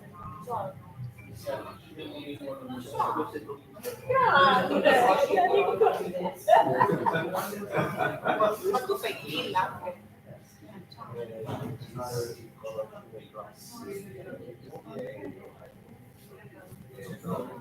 Non in maniera ufficiale.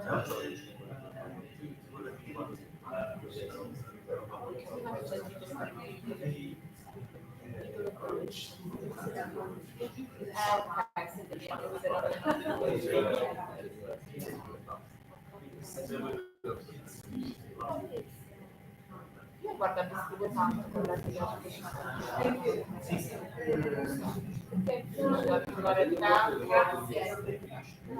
Grazie. Buonasera.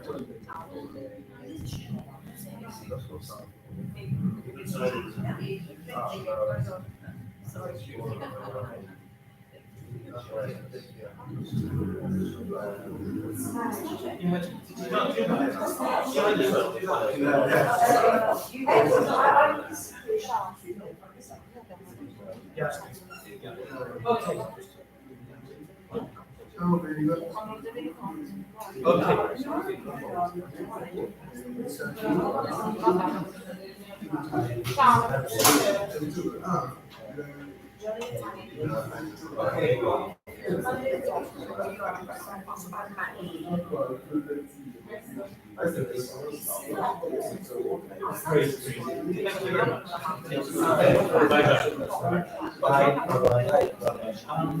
I'm sort of shooting.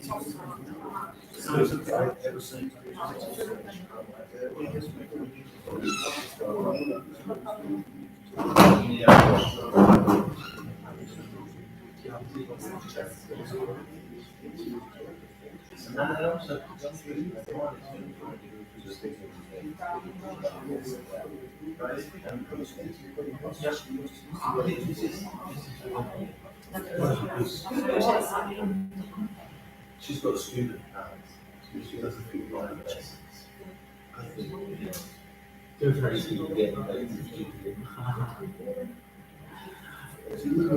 Is everybody in? Yes. Jonathan?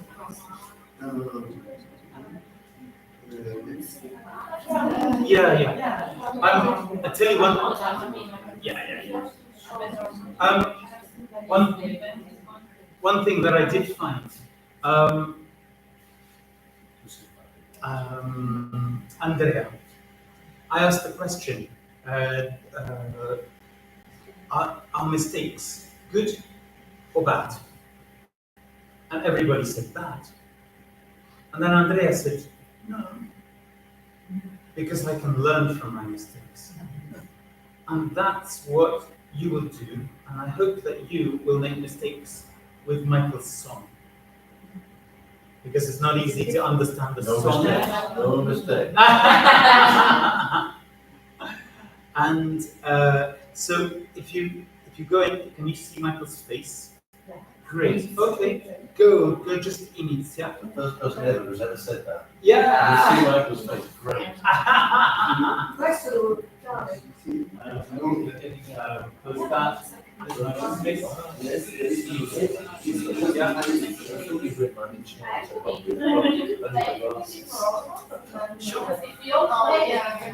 So, Yeah. we do it together.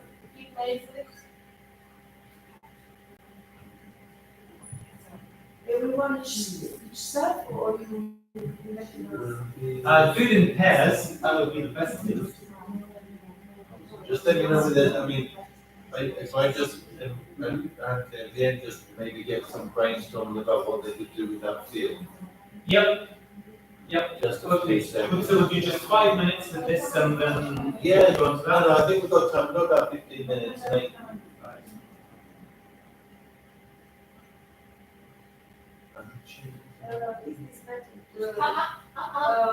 teacher. Yes. Teacher, is this method useful also to experiment? Yes. Yeah, oh, absolutely. Well, I mean, I've been using, sometimes when I use a website that has like famous songs, and you have to write the lyrics when you hear them. The same kind of principle, but just with songs. And they love it. Is the listening going okay? We listen together. You can listen together if you want. Yeah. Yeah? Yeah. Good, great. I'm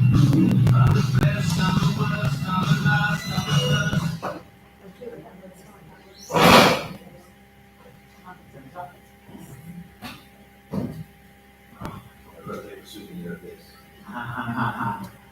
Okay, tell me when you start the roll. 3, 2, 1.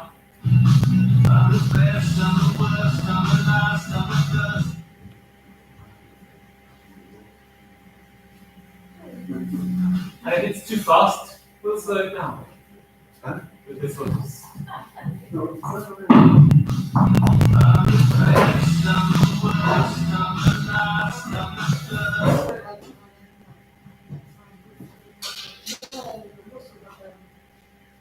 It's really slow It's really, down. yeah, it's really engaging and it helps. And now imagine that you have a problem with one of these adjectives. What can you do about it? You've written worse, for example. Yeah. Normally, that's -1 point. It's just right or it's wrong. What do you see? The red letter. Yeah, okay, let's go and change that. But you get it wrong and you just go, okay, it must be wars, because wars are in Israeli and Palestine. No, okay, this asterisk, there's the word letter missing. Yeah, okay, I know this. Okay, it's worse, like that.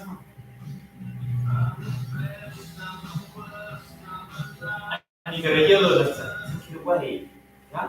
So all of the time you're working in your zone of proximal development, helping you to complete that. And then you go, no, I just can't get it. Then you click on it. And it suggests something bad, worse,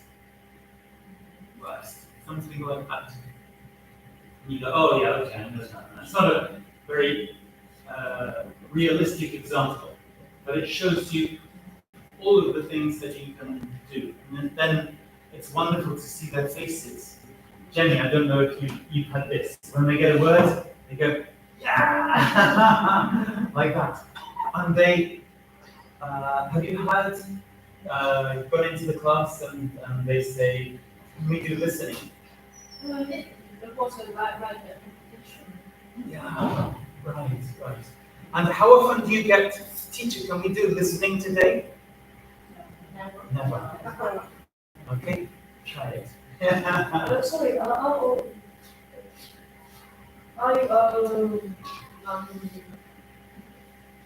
did you write the word was? How does the word appear? I'm not an English teacher. I know. Yeah. Don't worry.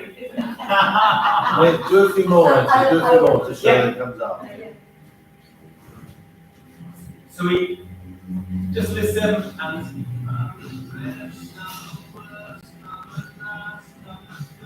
so I write last in here, and I just write in here, yeah, and it comes up, yeah.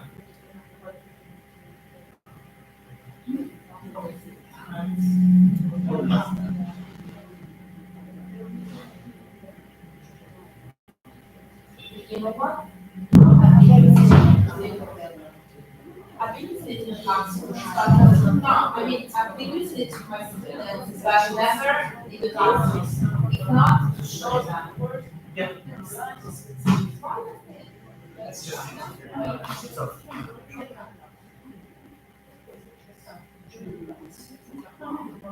It's just it's fine, but this is the teacher interface.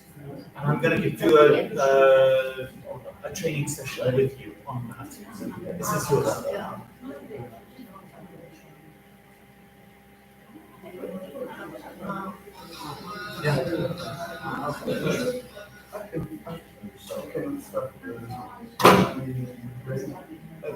connection problem.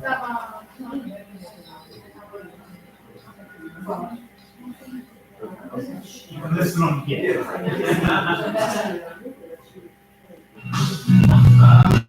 Best of the worst, come the last, come the first.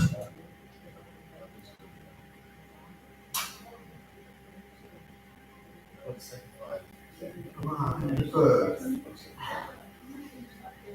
Anche tu non senti il first. Yeah. Okay. And when you finish,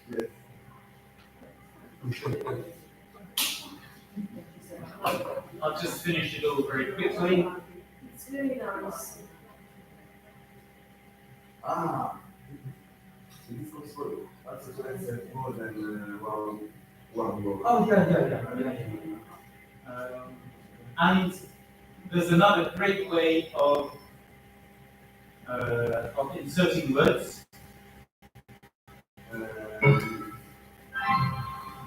Anthony, I have a question. Yep. Because I try to work with my students, but individually. Yes. They do it at home. Yep. Is there a way that we can do this in class, like we're doing now? Do we have to complete each page to go on with listening? It's best if you do. It's best to So my complete. parents should do that, to do it on their own. If you do it, well, because eventually you have to rely to go on. They Yeah. can't go on. Yeah. And the most important time is the last part. So they're really working in their zone of proximal development. And then they Yeah, feel, but working together becomes boring. yeah. Oh, sorry, working in pairs or working. So do it as a class activity once. After that, get them to sit together, put them in the right, so the best with the best maybe, or the best with the worst. And Why is the reason we lost it? What? Why the reason we lost it? In a If you way. don't put them together? And Andrea, yesterday, he was working with a much worse student. And he said, no, they were helping him. Because even though they were lower level than Andrea, they suggested something to him and he learned from the worst student. And so you can imagine what that does to the worst student. Wow, I helped Andrea because he's the best in the class. Is he? Yeah. And Andrea was the best in the class in Quinta. Yeah. And he had problems with Michael telling a story quite slowly. He could get 80%, but then he needed to make mistakes and learn from those mistakes. And so when somebody helps you, I said to the students, what do you say to somebody when they help you? Thank you, yeah? Is that what you say to mistakes in the English classroom? Start saying it. Because if the mistake is helping you, then you are becoming more aware of what your needs are. Normally, when you're doing listening, you have no idea of what your needs are. Yeah? And so we're trying to transform this. What I would like to do is for you to get the same results as the figli dei rapinatori, as the nipoti dei rapinatori, and the figli dei pastori. Because working in this liceo artistico, so probably the same sort of kids as you have here, even the kids with learning difficulties, they all got the same result at the listening test for the Invalsi. They got B2, 100% of the people who used voice books. They all passed. Some of them got B2 on the listening and B1, maybe even one lower on the reading.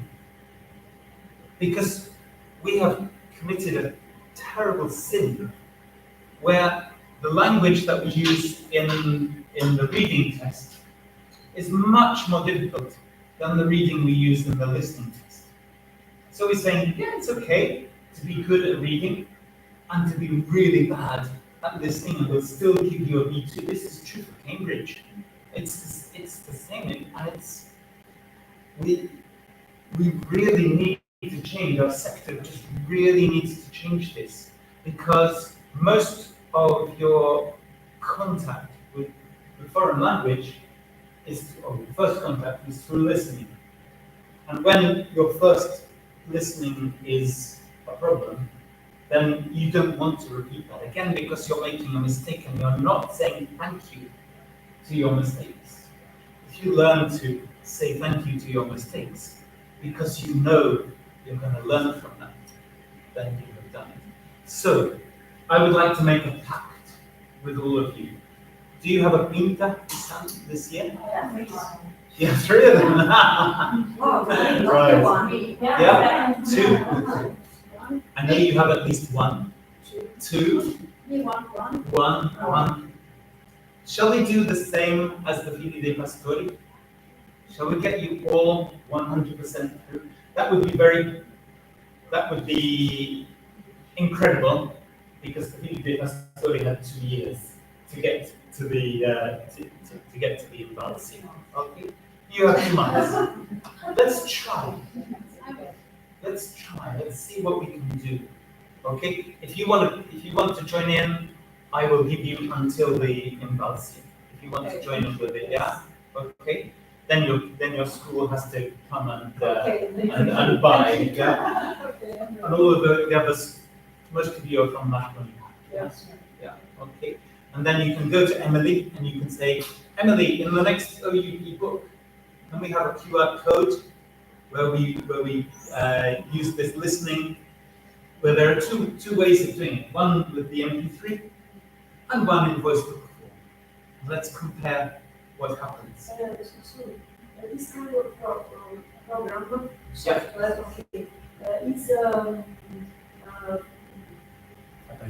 is available also for other people. If you ask very nicely. Yes. Yeah. Okay, so if I talk about it to my friends, Yeah. with the children, Absolutely. they can buy it. Absolutely. Yeah. Yeah, I just wanted to maybe just finish with the silent movie. If you've got any ideas about what we could do there. I mean, we could actually play it while we're talking. There's not much action at the beginning. Yeah.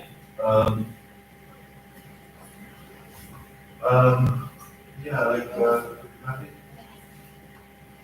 doesn't need the line now at this point, but just talk to me. If you get any ideas about what you can do with the class with this, remember that after about 3 minutes, that's when the things just suddenly turn around.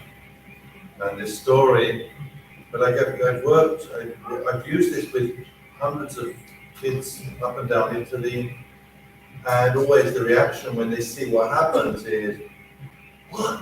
They always feel offended, but they've made all these different kinds of endings, which are different. There's a romantic ending, there's a tragic ending. You know, they're kind of working out, and they spend a lot of time often trying to work out what happens at the end. Because they are aware, like all of us, of story archetypes. Just like notes. In music, there are 12 notes in Western music, and we can play thousands and thousands and millions of songs, different every single one. There are 12 types of story archetypes.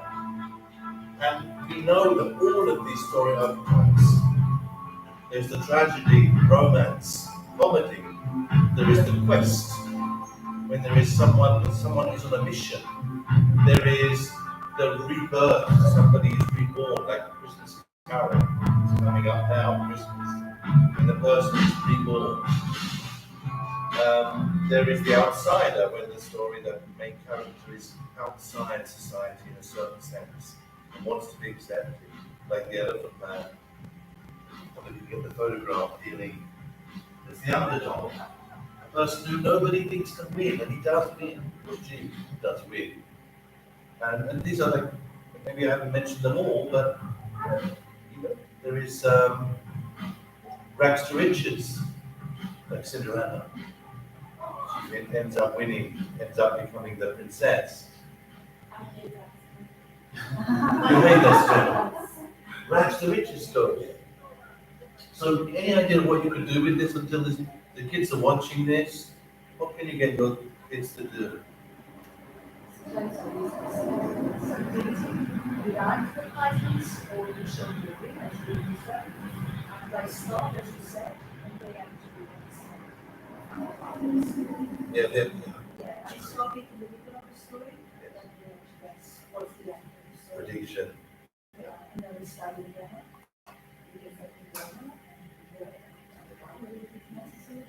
So you can stop at a certain point, and then they invest energy in trying to guess in which way they can use all these story archetypes, which they know very well, to guess what happens. Anything else? That's great. I mean, that's what I do. That's really nice. You can have like 4, 5, 6 different kinds of lessons with these things. That's one of them. Very valid. Maybe you can have like a dialogue. You can have the dialogue. You can imagine what they say to each other. If you want to keep it in the present tense, present continuous, it can be interior monologue as well. What do you think? Oh, I'm so. This train is now going to. Oh, stop that thing.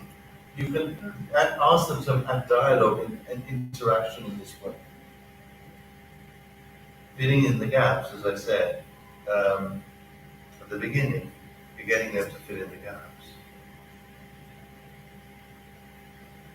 You can get them to anything else? Any other possible ways you can use them? It's a blank canvas. You know, you can get your students to fill in and color it the way that they want to. But They can do the people. yeah, they can do a prequel. They can do a sequel. You can get them when this happens to rewrite. They've written a narrative until this point, and then you stop it, and then you say, "Okay, let's watch the ending." Now, do you want to change your story? You go back to your story, and you want to correct it, knowing now what happens.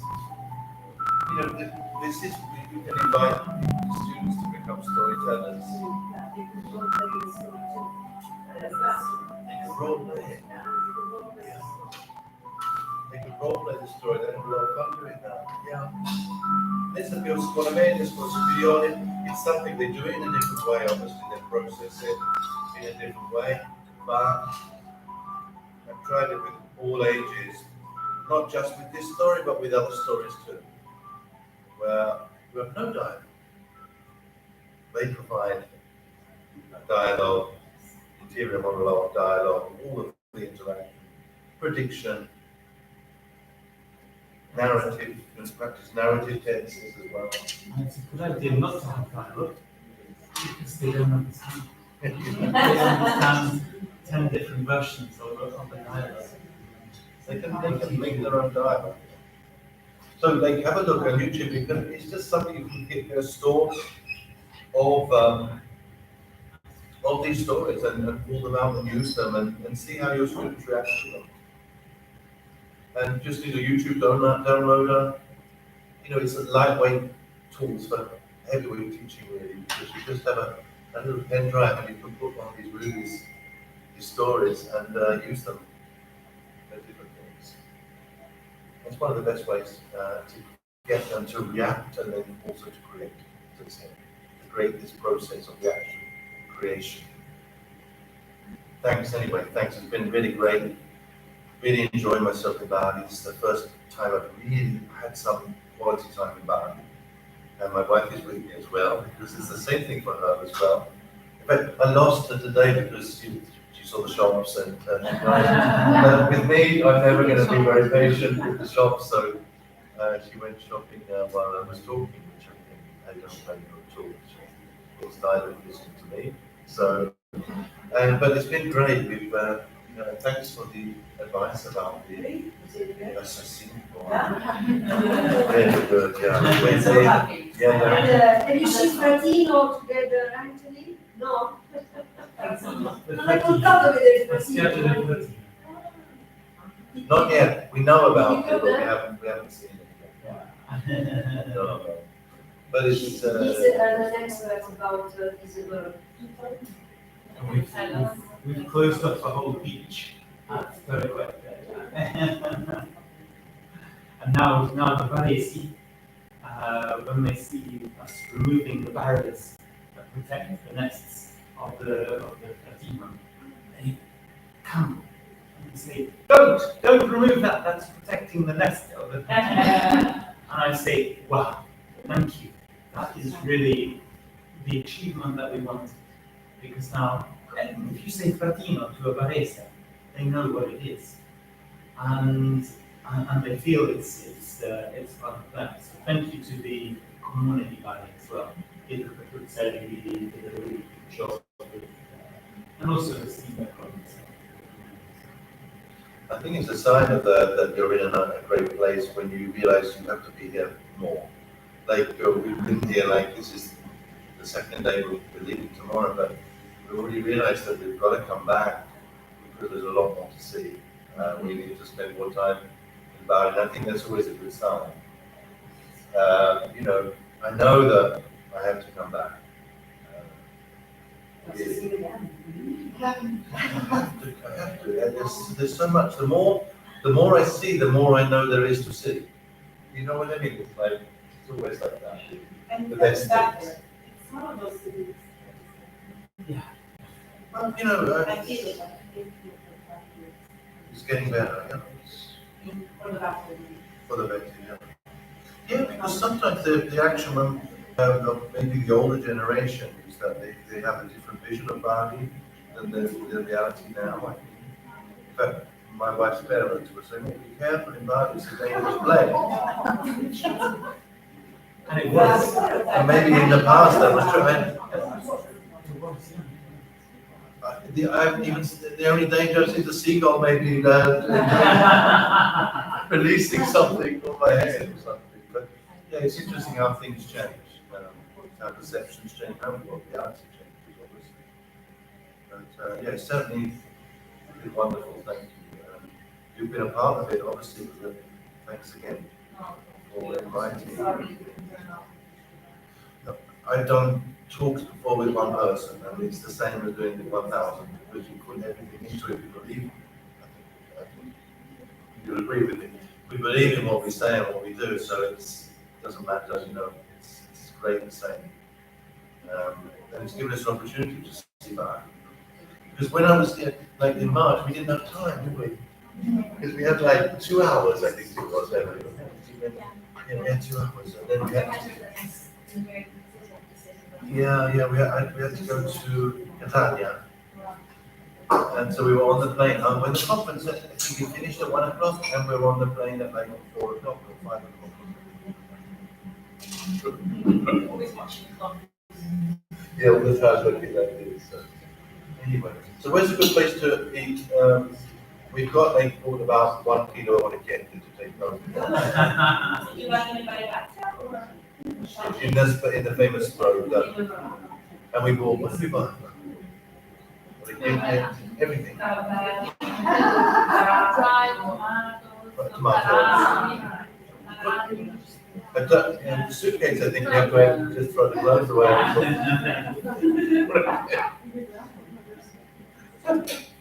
You must have that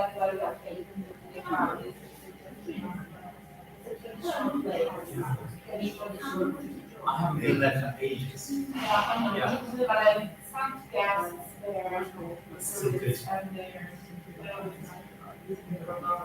Yes, we go. Tonight we should play somebody because we still have it. I think you might find a waffle now. Yeah, I think it's illegal. You have to. Yes. Take your license away. Yeah. I'm not gonna pass the border if I leave without. Oh, nice. You know.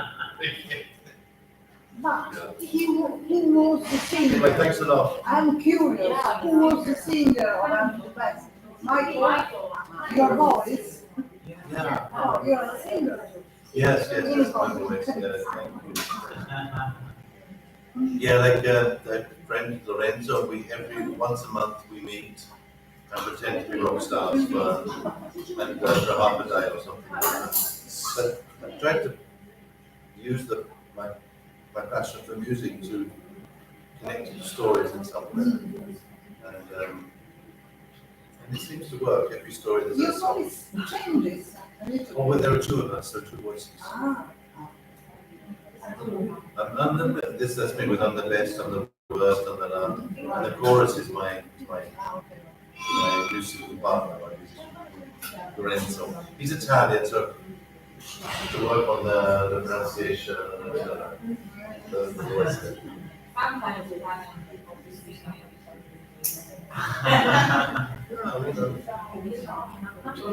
And opera singers, English opera when you go on singers TV, singing. yeah, I mean, years. Okay. Yeah. Yes. When you want to go public. You can find as well, in England you can find people singing in Italian, you know it's not Italian they're singing, but they're pretending to be like Uccelli, and they invent these words and stuff like that. Or even in the local Italian restaurant. So if you like, I will set up a WhatsApp group with your numbers for the Provinvalsi. Okay, and we'll work on that. I haven't shown you anything of the back end of the site. I mean, it's the back side of the end. But where you can just see each person's needs. What specific things do they need? Which words did they click on? Yeah, as a group and as individuals, you can see how much they've completed. If they couldn't complete, why did they have a problem? And I really hope that if you have one person who finishes in 5 minutes and another person who finishes in 40 minutes, that at last you can give that star. Not that they want stars when they're 18, but when they were 8, they got a star from the teacher for perseverance.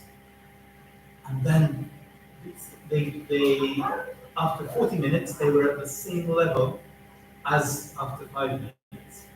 And if we can get it so that all of your students are together and getting to the same level after each exercise and not enlarging the gap between them, which is what normally happens, then we will get them all through the B2 class. So it depends a little bit on us, but mostly on them. When I first took it to school, I went into the lab, and there were 30 computers, 20 students, and so I went with my CD-ROM and put the CD-ROM on every computer, and 10 computers worked. What am I going to do today? Okay. We've invented it, so we're going to make it a pair work activity. And it was the best thing that could have ever happened to the States, serendipity, because they started speaking to each other, like with Andrea. They started speaking to each other about language. Now, I don't know about you, but I can never get my students to talk about language to me. But they will if they're in a competition with the platform. Yeah? I said, no, that's not the past of this thing. Yeah, okay, great. Competition with the other pairs and things like that. And I was being a teacher, of course, what do we teachers do? We want to be involved. We're the center of the class, yeah? And so I would go up to one pair and I would say, so what do we, and they would go away. Go to the next one, yeah. And then I suddenly realized, I'm a teacher. That means that I'm a facilitator. It doesn't mean to say that I interfere. In fact, if I interfere, it's a teacher-centered activity. make it as student-centered as we can. So I was reduced to looking out of the window, but it was beautiful because it was Kasana, and I was looking at the Murja, and I was looking at the falcons, and I was loving it. Goodbye, thank you. I'm sorry, my lesson at evening school. Have a good one. Thank you for coming. And I was looking out of the window, and I was wondering, what happens if the principal comes along? And just at that moment, the principal came in, and she saw me looking out of the window, like that. And she walked up to me, and she said, because she saw all of the students obviously not hitting each other, but we're all working together. And she said, that's great. That is exactly what we want from our teachers. So, yeah, I was doing nothing. I'd done so much to prepare, but then I didn't need to do anything else. And you can take listening and take it out of the classroom, like Alessia has done. You know? It doesn't need to be a teacher-centered activity. You don't need to press any more buttons, apart from the buttons to choose the materials that you want. But we'll work on that in the WhatsApp group. I'll help you with that. Thank you very much. Thank you. So, I've loved it. Michael, I think you understand, has loved it. Is anybody joining us for dinner? I know you're not. Come to dinner. Because I think we have other teachers and teachers.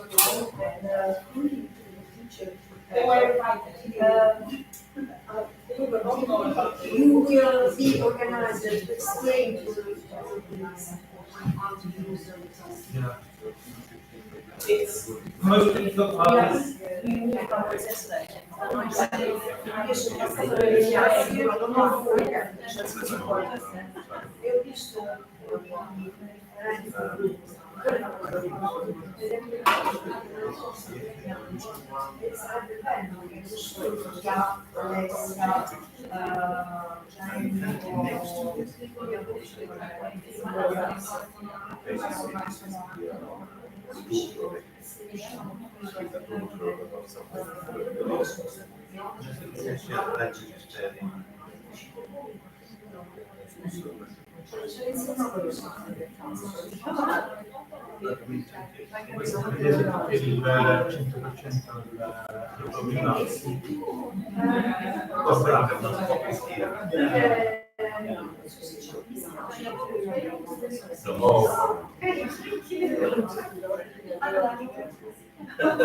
Well, let me think it's sort of 5 minutes. I think I'm the only person in the world with this name, so.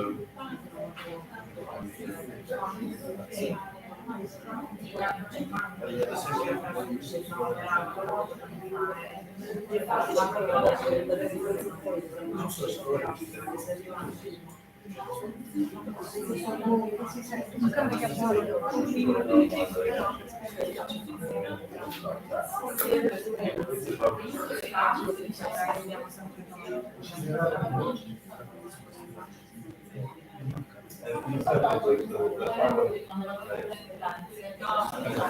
important mode of story.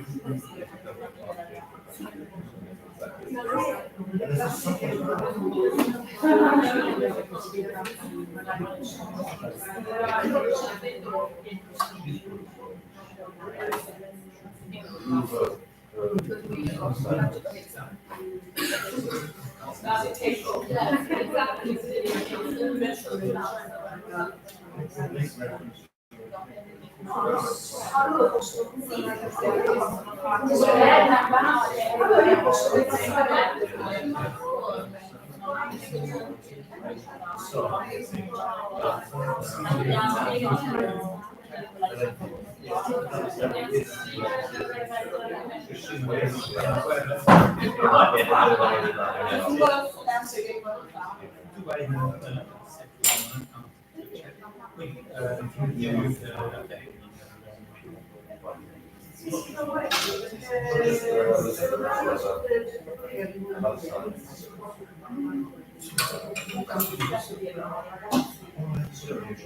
haven't looked at these videos yet. Magari hanno una sua gioco per quello 10.000 attività che fanno col telefonino.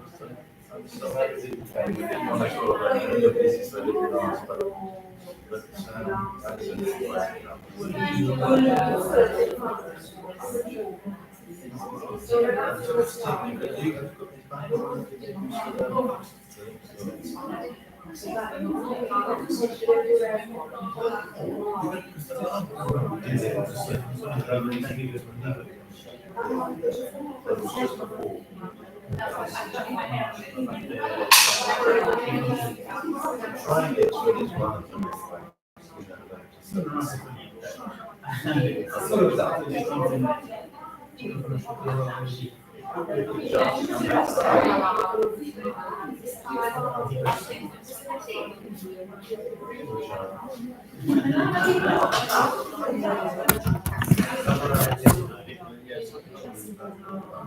Yes, it's great.